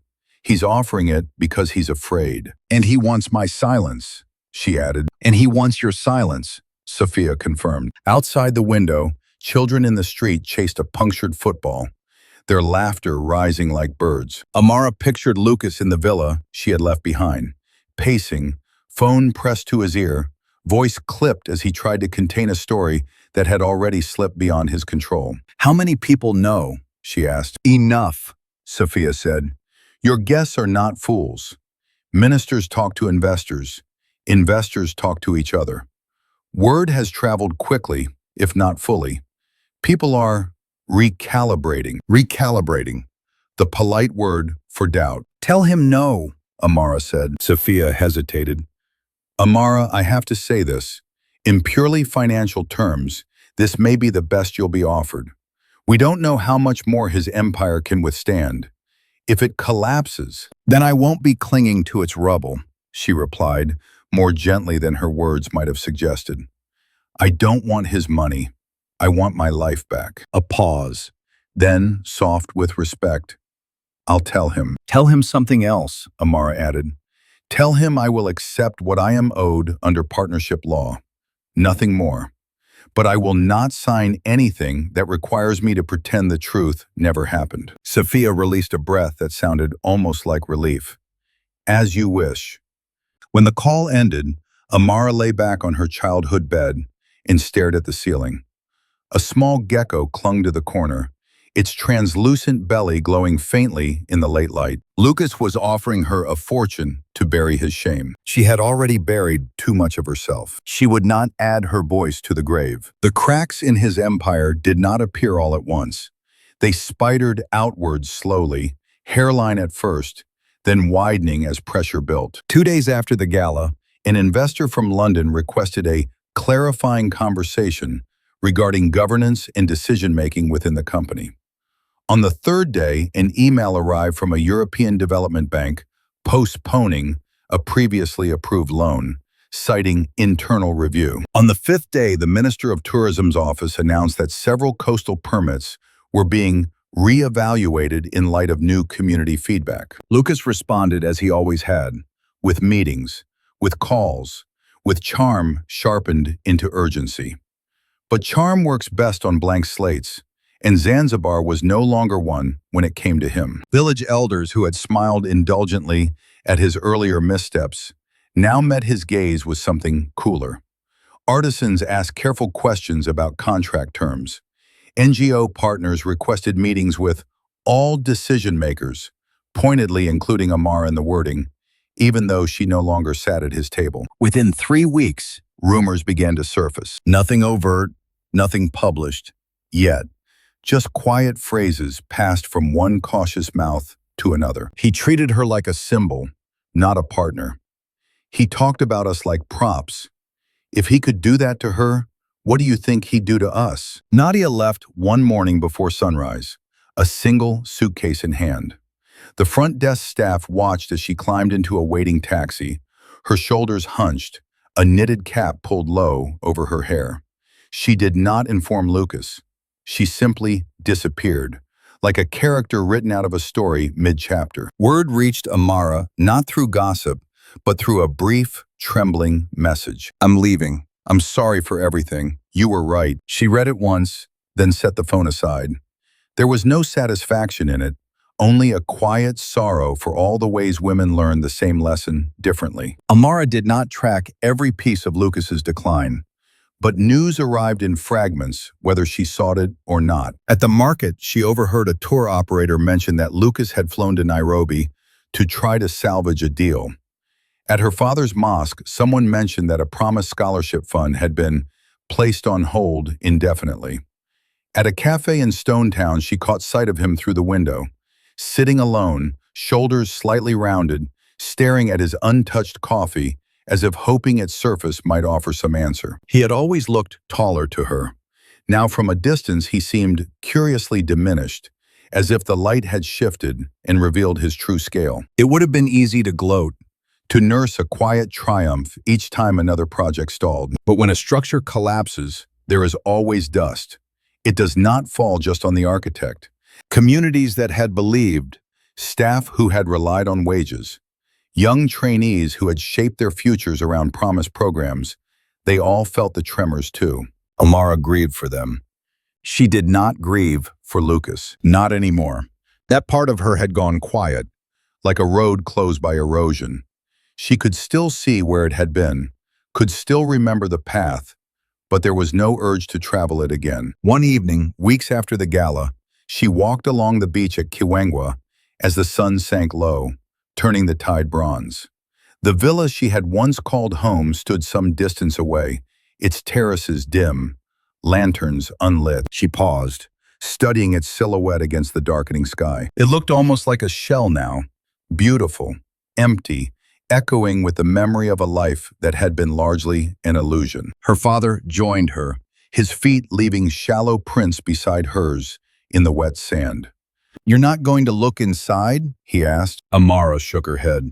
"There's nothing there I need." Elias regarded the house for a moment, then turned his gaze back to the sea. "Empires built on borrowed foundations always fall," he said.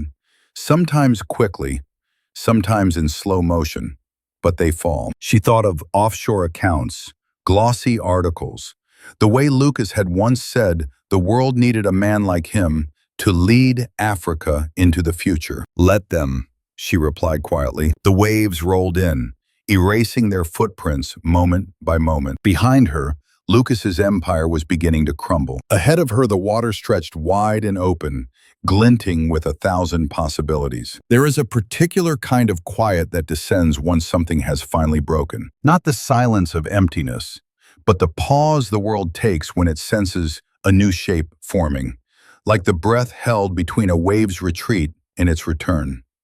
Amara lived in that quiet for a while, not rushing to fill it with plans or proclamations.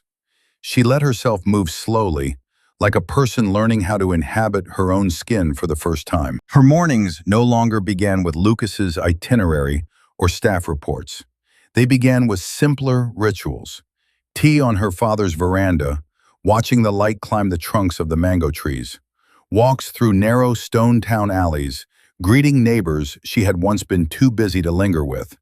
Afternoons spent reading the notes from her old research, rediscovering the woman she'd been before love and ambition collided. It was on one of those afternoons, seated at her father's dining table with papers spread around her like fallen leaves, that the idea started to crystallize, not as a lightning strike, but as a slow, certain assembling of truths she already knew.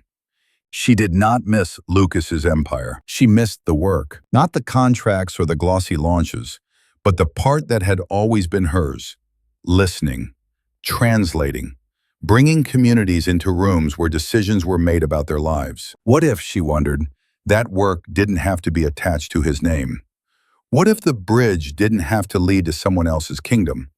What if the bridge itself could be the destination? She picked up her pen. On a blank page, without overthinking, she wrote the first words of her new life. Umoja Heritage Development. Umoja, unity. Not the kind used in slogans by corporations seeking good press, but the real thing. The kind that ties people together in shared ownership, shared risk, shared reward. She looked at the name for a long moment, something like recognition softening her features. Then she called Sophia. "You're ready," the lawyer said, even before Amara finished explaining. There was something like pride in her voice. "Send me the details. We'll register it properly. Your name, your terms, and your counsel," Amara added. Sophia laughed, low and warm. "That too. We'll build this one with the law in mind from the beginning, not as an afterthought." The next call was to Isabella, her cousin, who had turned their late mother's small cafe into a beloved restaurant in Stonetown. "I want you on this," Amara said. "Not as someone I hire, but as someone I build with." "Tell me more," Isabella replied, excitement already sparking. Amara did. Small-scale heritage projects, community ownership, hospitality training that treated local knowledge as expertise instead of raw material. They talked for hours, voices overlapping, ideas dancing from one to the other like a shared pulse. When she finally hung up, the sky outside had turned the color of ripe papaya. Elias found her on the veranda, her notebook full of scribbled diagrams and lists. "So," he said, lowering himself into the chair across from her. "You are building again," she nodded. "This time, I'm starting with the foundation I ignored before." "And what is that?" he asked. "Me," she answered simply. He smiled, slow and deep. "Then it will stand." Registering the company was oddly intimate. Signing the documents in Sophia's office felt less like filling out forms and more like writing vows, this time to herself, to her people, to the land. Each signature was a quiet rejection of the way she'd once allowed her power to be annexed by someone else's name. Within a month, Umoja Heritage Development existed not just on paper, but in conversations, in plans, in meetings that hummed with a different kind of energy. The core team formed as if it had been waiting in the wings all along. Sophia, of course, as legal guardian of their vision. Isabella as culinary and hospitality director, insisting that no guest in any project should leave without tasting food that tells the truth. Her father as restoration advisor, his hands and eyes trained by decades of coaxing strength out of old walls. Around them gathered a constellation of women. A young architect from Pemba who refused to design buildings that ignored the wind. A financial officer from Arusha who believed spreadsheets could be instruments of justice. A social media storyteller from Dar who knew how to make local narratives travel without losing their soul. They met around dining tables and in borrowed offices, sipping tea and sketching ideas. The work was messy, exhilarating, exhausting. Nothing was guaranteed. Everything was possible. Their first real test arrived sooner than Amara expected. One afternoon, she received a call from Hamisi, the spice farmer. "There's a place you should see," he said. "Not for Lucas, for you."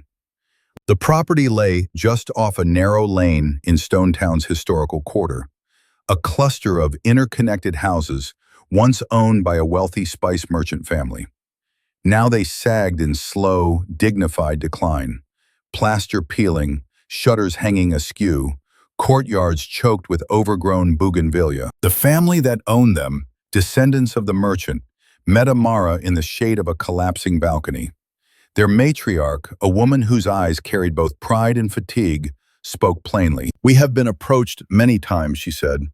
"Investors wanting to turn this place into a luxury hotel. The money was good, but the terms," she shook her head. "We would have become guests in our own story." "What do you want?" Amara asked. The older woman's answer was simple. "For this house to live again without forgetting itself. For our children to benefit without selling our past to strangers." The family had seen what happened when heritage became a costume worn for tourists. They wanted more. They wanted partnership, not displacement. Amara felt something click into place. "We don't want to buy this house from you," she said slowly. "We want to enter into business with you. You keep majority ownership. We develop the property, design the hospitality model, manage operations. Profits are shared. So is control." It was bold. It was risky. It was everything she wished someone had offered all those communities years before. The matriarch studied her for a long time, as if peering past the proposal into the woman making it. "You could ask for more," she said. "I could," Amara agreed, "but then we'd be repeating the same story with a different face. I'm not interested in that." The older woman's lips curved, just slightly. "Then perhaps we are ready for a new story." Negotiations took weeks. Contracts took longer.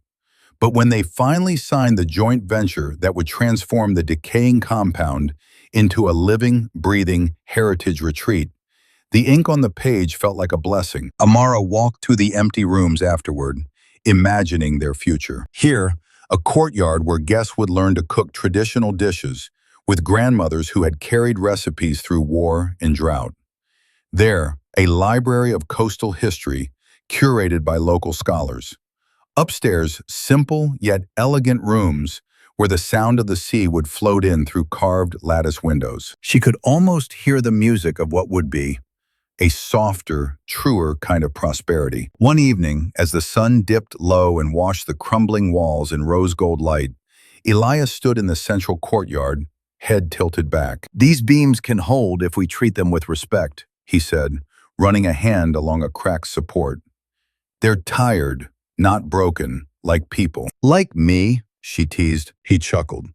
"You were never broken," he replied. "You were misused. There is a difference." Amara looked around at the tangle of stone and memory and potential, at the women discussing paint pigments nearby, at the family watching with cautious hope from the doorway. This was not grand. It was not flashy. It would not make magazine covers with breathless titles about visionary outsiders. It was better. It was hers. The first months of Umoja heritage development did not feel like triumph. They felt like grit. From the outside, people might have seen only the poetry of it. Amara Johnson, emerging from the ruins of a shattered marriage to build something luminous and new. But real rebuilding is not made of poetry alone. It is made of numbers that don't add up, beams that refuse to sit straight, tempers that fray under heat and pressure. It is made of days when even the most determined heart wonders if it has misjudged its own strength. The trouble began, as such things often do, with money. The restoration budget for the old spice merchant compound was precise, modest, and optimistic, in that gentle, dangerous way that makes a spreadsheet look like a promise. Sophia had secured a small line of credit on fair terms. The owning family contributed what they could, Amara put in almost everything she'd received from Lucas under interim settlement terms. It was enough, on paper. Then the walls began to speak. Behind one crumbling section of plaster, Elias discovered rot where rain had seeped in unnoticed for years. Another wall, which everyone had assumed was solid, shivered under the lightest pressure of his hand. These were covered in a hurry at some point, he said, his fingers tracing the lines where one century met another badly. Someone hid the damage instead of repairing it. Amara stared at the exposed bones of the house, at the timbers that should have been proud and were instead brittle. "How bad is it?" she asked. "Bad enough that if we don't fix it," he replied calmly, "the first big storm will bring the upper floor into the courtyard." The additional work added figures to the budget like falling stones. Safety could not be negotiated. Authenticity could not be beaked. Numbers, however, refused to stretch. Their funding gap yawned open. Some nights, after long days of meetings and site visits, Amara lay awake in her father's house staring at the ceiling, her mind turning in anxious circles. Had she been reckless? Was she trying to rebuild too much, too soon? Was courage simply another name for foolishness when it collided with reality? The second blow came not from wood or stone, but from people. The owning family, bound together by history and inheritance, was not a single voice. It was many, cousins, siblings, aunts, uncles, each with their own vision of what the future should look like. At first, disagreements were surface level. What will the room rates be? Will our sons have jobs here? Can we guarantee that no alcohol will be served in certain sections? Amara listened, mediated, adjusted. It was what she did best. But money has a way of loosening old resentments, and soon deeper questions rose. Why does she, the matriarch, get to sign on our behalf? Why is his branch of the family getting the same share when they moved to Dar and never cared about this house? One evening, a negotiation session shattered under the weight of these old grievances. Voices rose, chairs scraped. A grown man stormed from the room like a boy denied his favorite toy. "We should never have trusted outsiders," one cousin muttered loud enough for Amara to hear.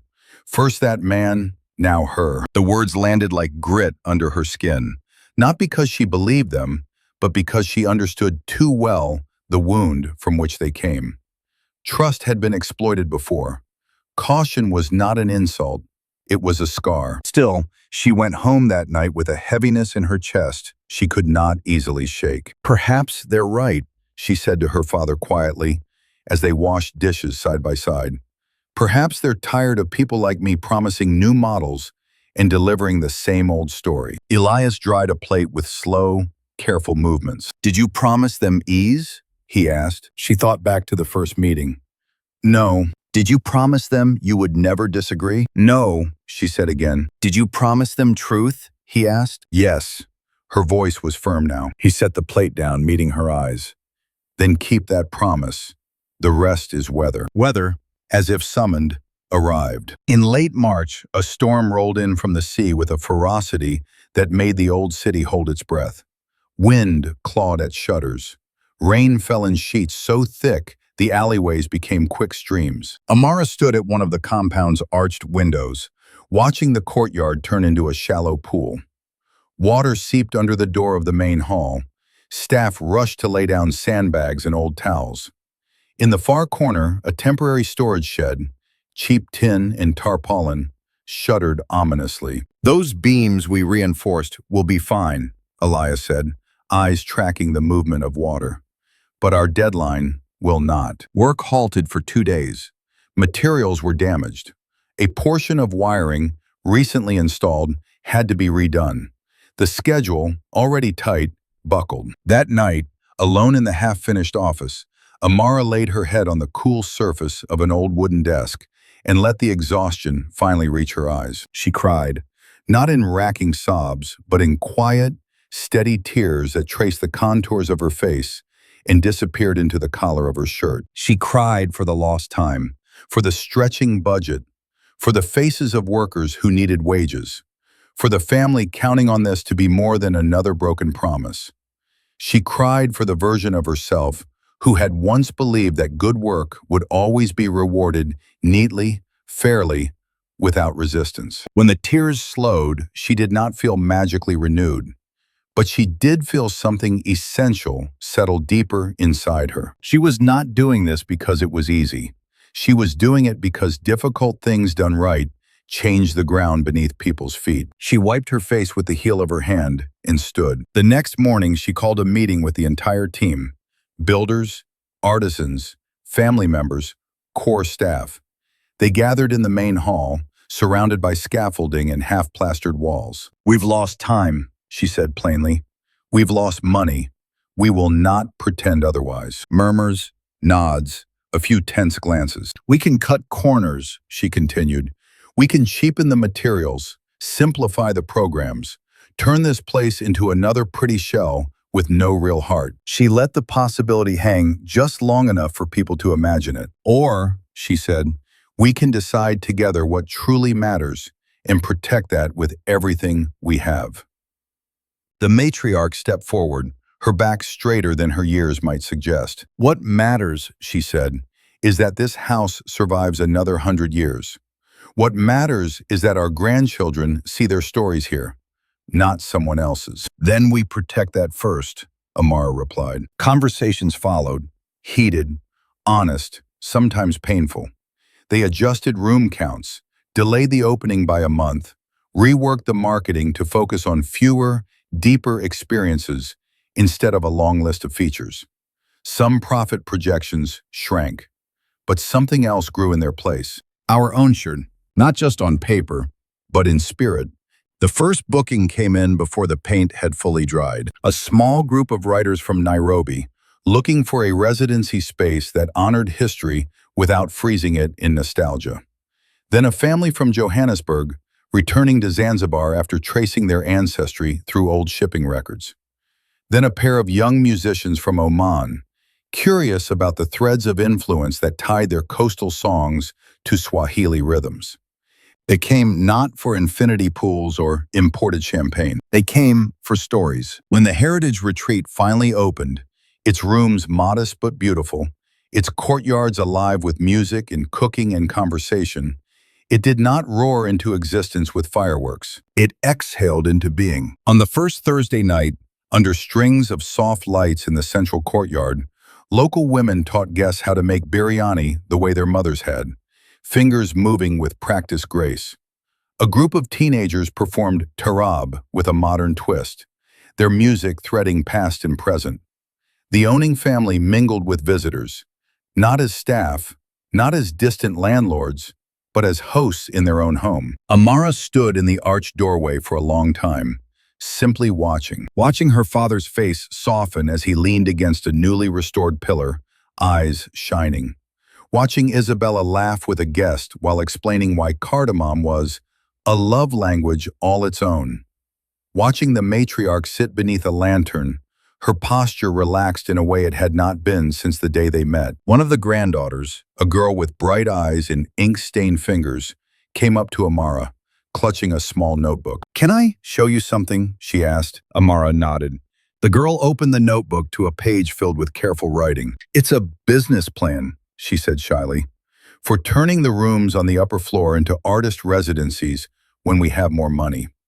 I want this house to be a place where people don't just visit the past, but make the future." Amara felt her throat tighten again, but this time the tears that pricked her eyes were of a different kind. "I would be honored to read it," she said. Later, when the guests had drifted to their rooms and the last of the dishes had been washed and stacked, Amara walked alone through the quiet corridors.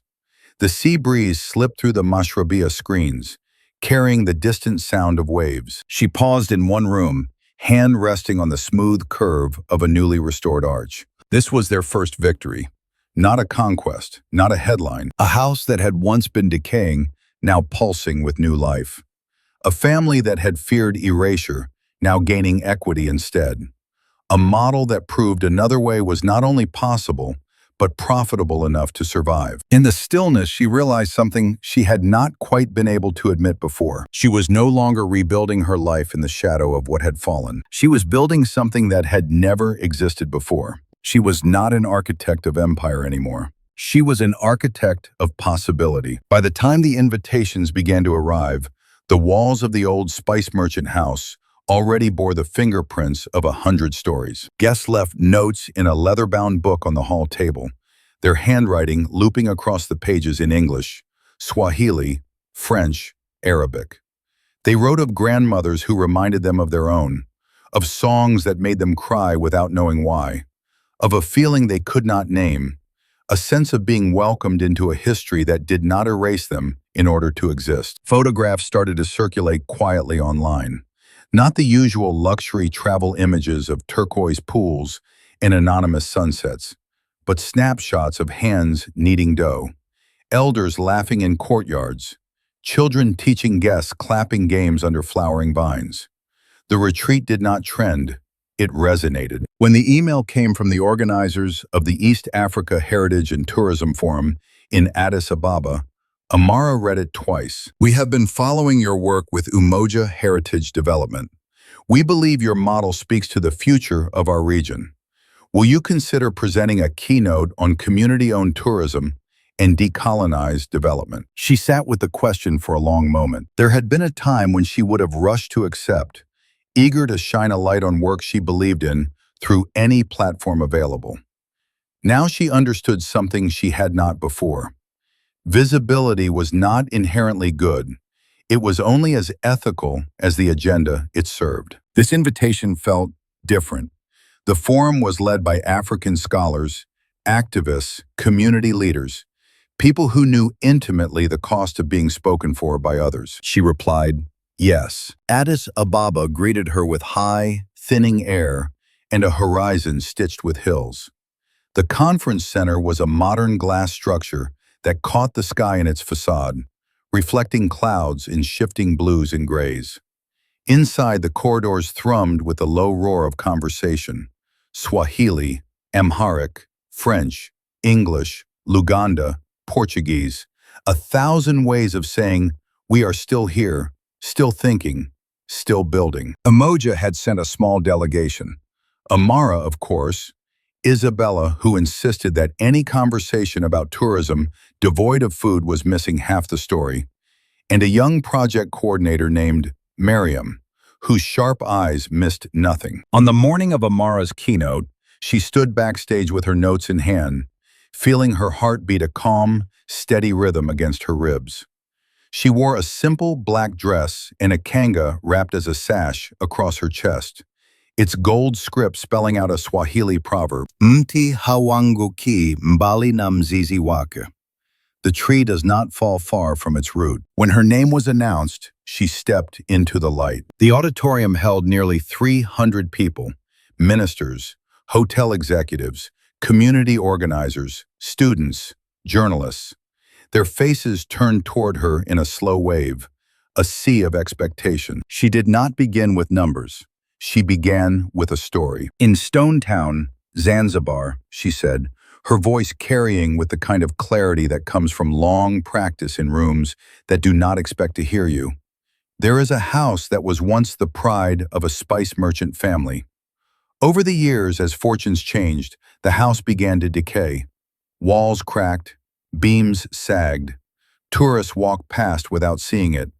Developers saw it as an asset to be stripped of memory and resold." She paused, letting the image form in their minds. "When we first entered that house," she continued, "we found not ruins, but a question.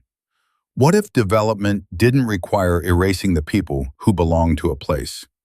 What if profit and justice didn't sit on opposite sides of the table?" On the screen behind her, images appeared. The compound before restoration, walls stained and broken.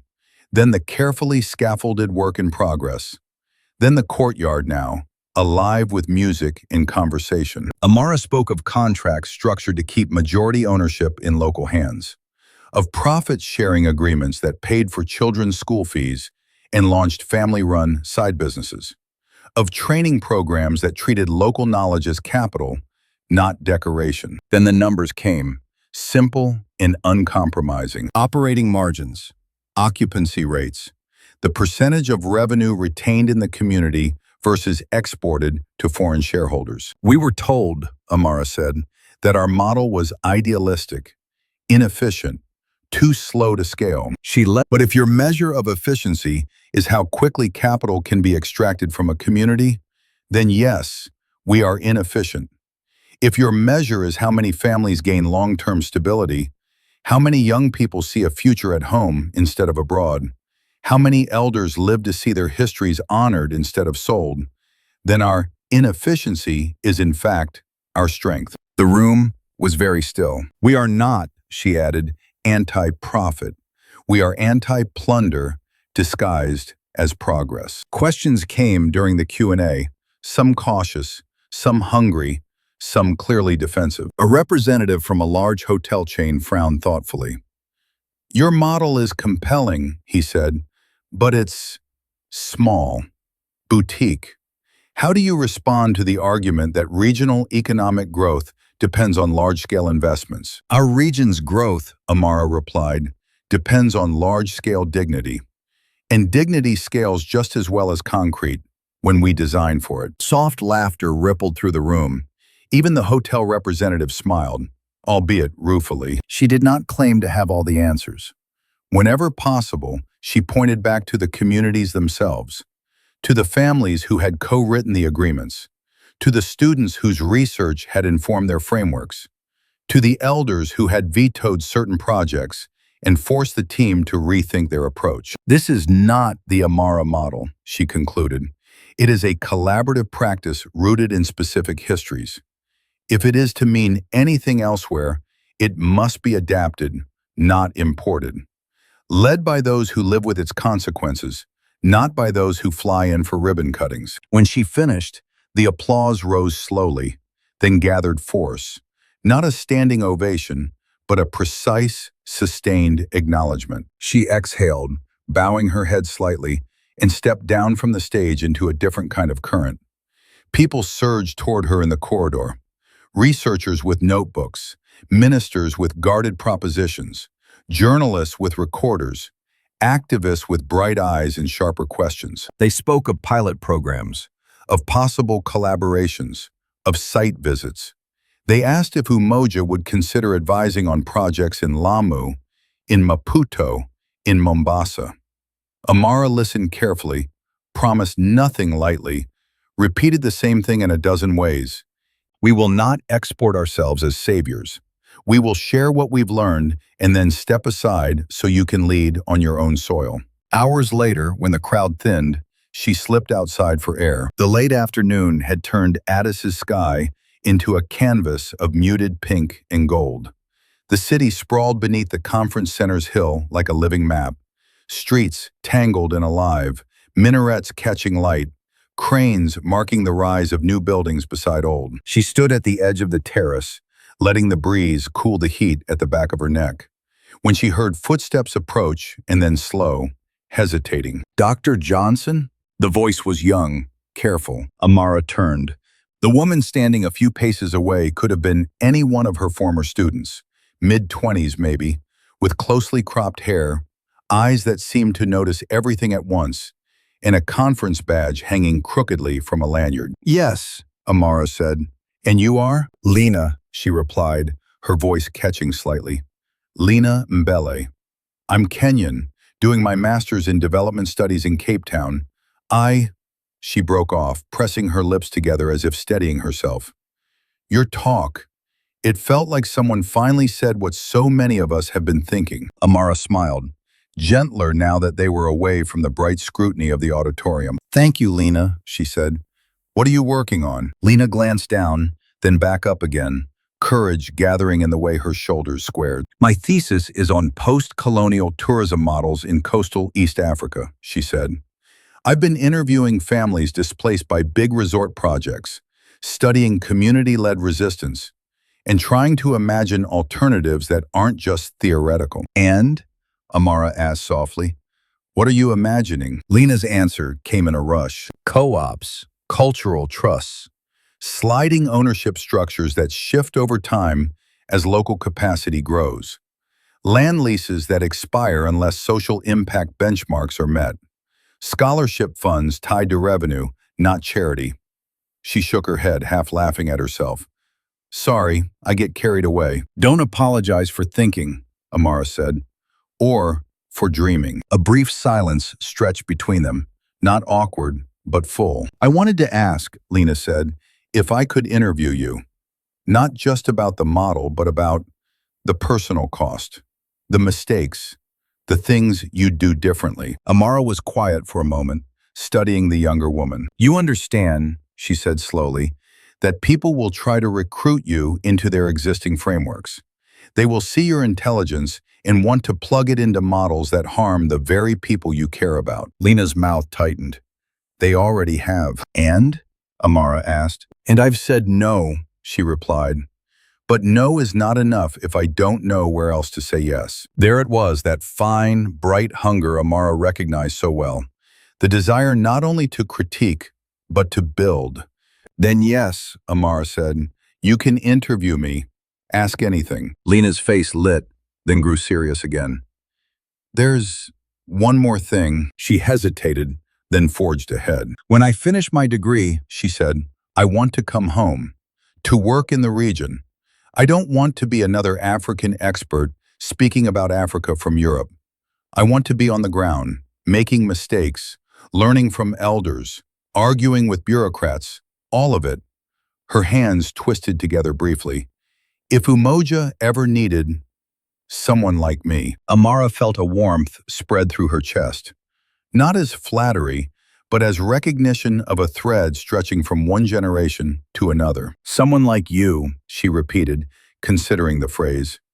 A woman who refuses extraction, masquerading as opportunity? Lena laughed, the sound quick and surprised.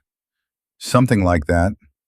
Amara thought of her early years with Lucas, of the mentors she had not had, of the spaces she had longed to enter as herself, instead of as someone's supportive shadow. We don't just need someone like you, Lena, she said. We need you. Think about what you want after your degree. If our paths align, there will be space for you at Umoja, not as an assistant, not as a token, but as a partner in designing what comes next. Lena went very still. You're serious? Completely, Amara replied. But don't say yes out of gratitude. Say yes only if the work aligns with the life you want to build. The younger woman nodded slowly, as if memorizing the terms of a different kind of contract. I'll think, she said, and I'll write. I look forward to both, Amara replied. As Lena walked away, shoulders straighter, head held a little higher, Amara turned back to the city sprawl below. The sky had deepened to a richer gold, shadows lengthening across the hills. For the first time, she felt the full contours of what she was building. Not just restored houses, not just alternative business models, but a lineage, a quiet revolution of women and men who would no longer accept development as something done to them, but something done with them, and eventually by them, for themselves. She had once believed her legacy would be the resorts she built with Lucas. Now she understood. Her true legacy would be the people who didn't need a Lucas at all. The monsoon season came early that year, arriving like a whispered promise rather than a storm. A soft rain that kissed the rooftops of Stonetown and rinsed the dust from the narrow alleys. Amara woke before dawn, as she often did now, and stepped onto the veranda of her small rented home overlooking the sea. The horizon glowed faintly, lit by the first breath of morning. It was quiet, but not the hollow quiet she had once known, the quiet of erasure, of trying to hold up a life that was never built to hold her. This was a fertile quiet, a beginning quiet, a quiet that hummed with the knowledge that she had become the architect of her own future. Behind her, the rooms were filled with blueprints, contracts, maps of coastal villages, marked with the delicate handwriting of elders and youth leaders. Umoja Heritage Development had become more than a company. It was a pulse, a shared heartbeat stretching across islands and families and generations. A network of hands building something that honored the past without being trapped by it. And she was no longer the invisible partner in someone else's empire. She was the foundation of her own. She thought of Lucas sometimes, not with longing, not with anger, but with the gentle neutrality one reserves for a story long finished. His empire had not collapsed completely, but it had shrunk into something smaller, something quieter, a structure exposed for what it was. And though he had tried once more to reach her in the months after the conference, she had not answered. Some ruins are not meant to be rebuilt. Some lessons are not meant to be repeated. Instead, she had given her time to other things, to the grandmothers teaching her new recipes, to the young architects who came with sketches full of wild hope, to the communities inviting her into their stories, not as an outsider or savior, but as a partner in shared creation. And now, for the first time in years, she allowed herself to imagine a future not defined by survival, but by joy. A future where she woke in the morning, not to crisis, but to purpose, where she built structures that did not require her to shrink. A knock sounded at her door. It was Lena, bright-eyed, breathless from the climb up the steps. "They approved it," she said, lifting a folder. "The Cultural Apprenticeship Program. Phase 1 begins next month." Amara smiled, feeling something warm unfurl in her chest. A feeling she had forgotten, one that tasted like gratitude and possibility. "Good," she said. "Let's build it well." They walked out onto the veranda together, watching the day unfold over the Indian Ocean, the sky stretching wide and open before them. Amara rested her hands on the railing, the breeze tugging gently at the hem of her dress. She no longer needed to look behind her. She knew who she was now. And she knew that everything she would build from this moment onward, every project, every partnership, every dream, would rise from a foundation shaped entirely by her own hands, her own truth, her own unshakable clarity. A new foundation, a true one, completely her own. If Amara's journey moved you, inspired you, or reminded you of your own strength, I invite you to like this story, leave a comment sharing your thoughts, and follow the channel for more beautifully told tales. Your support helps these stories reach the hearts that need them most.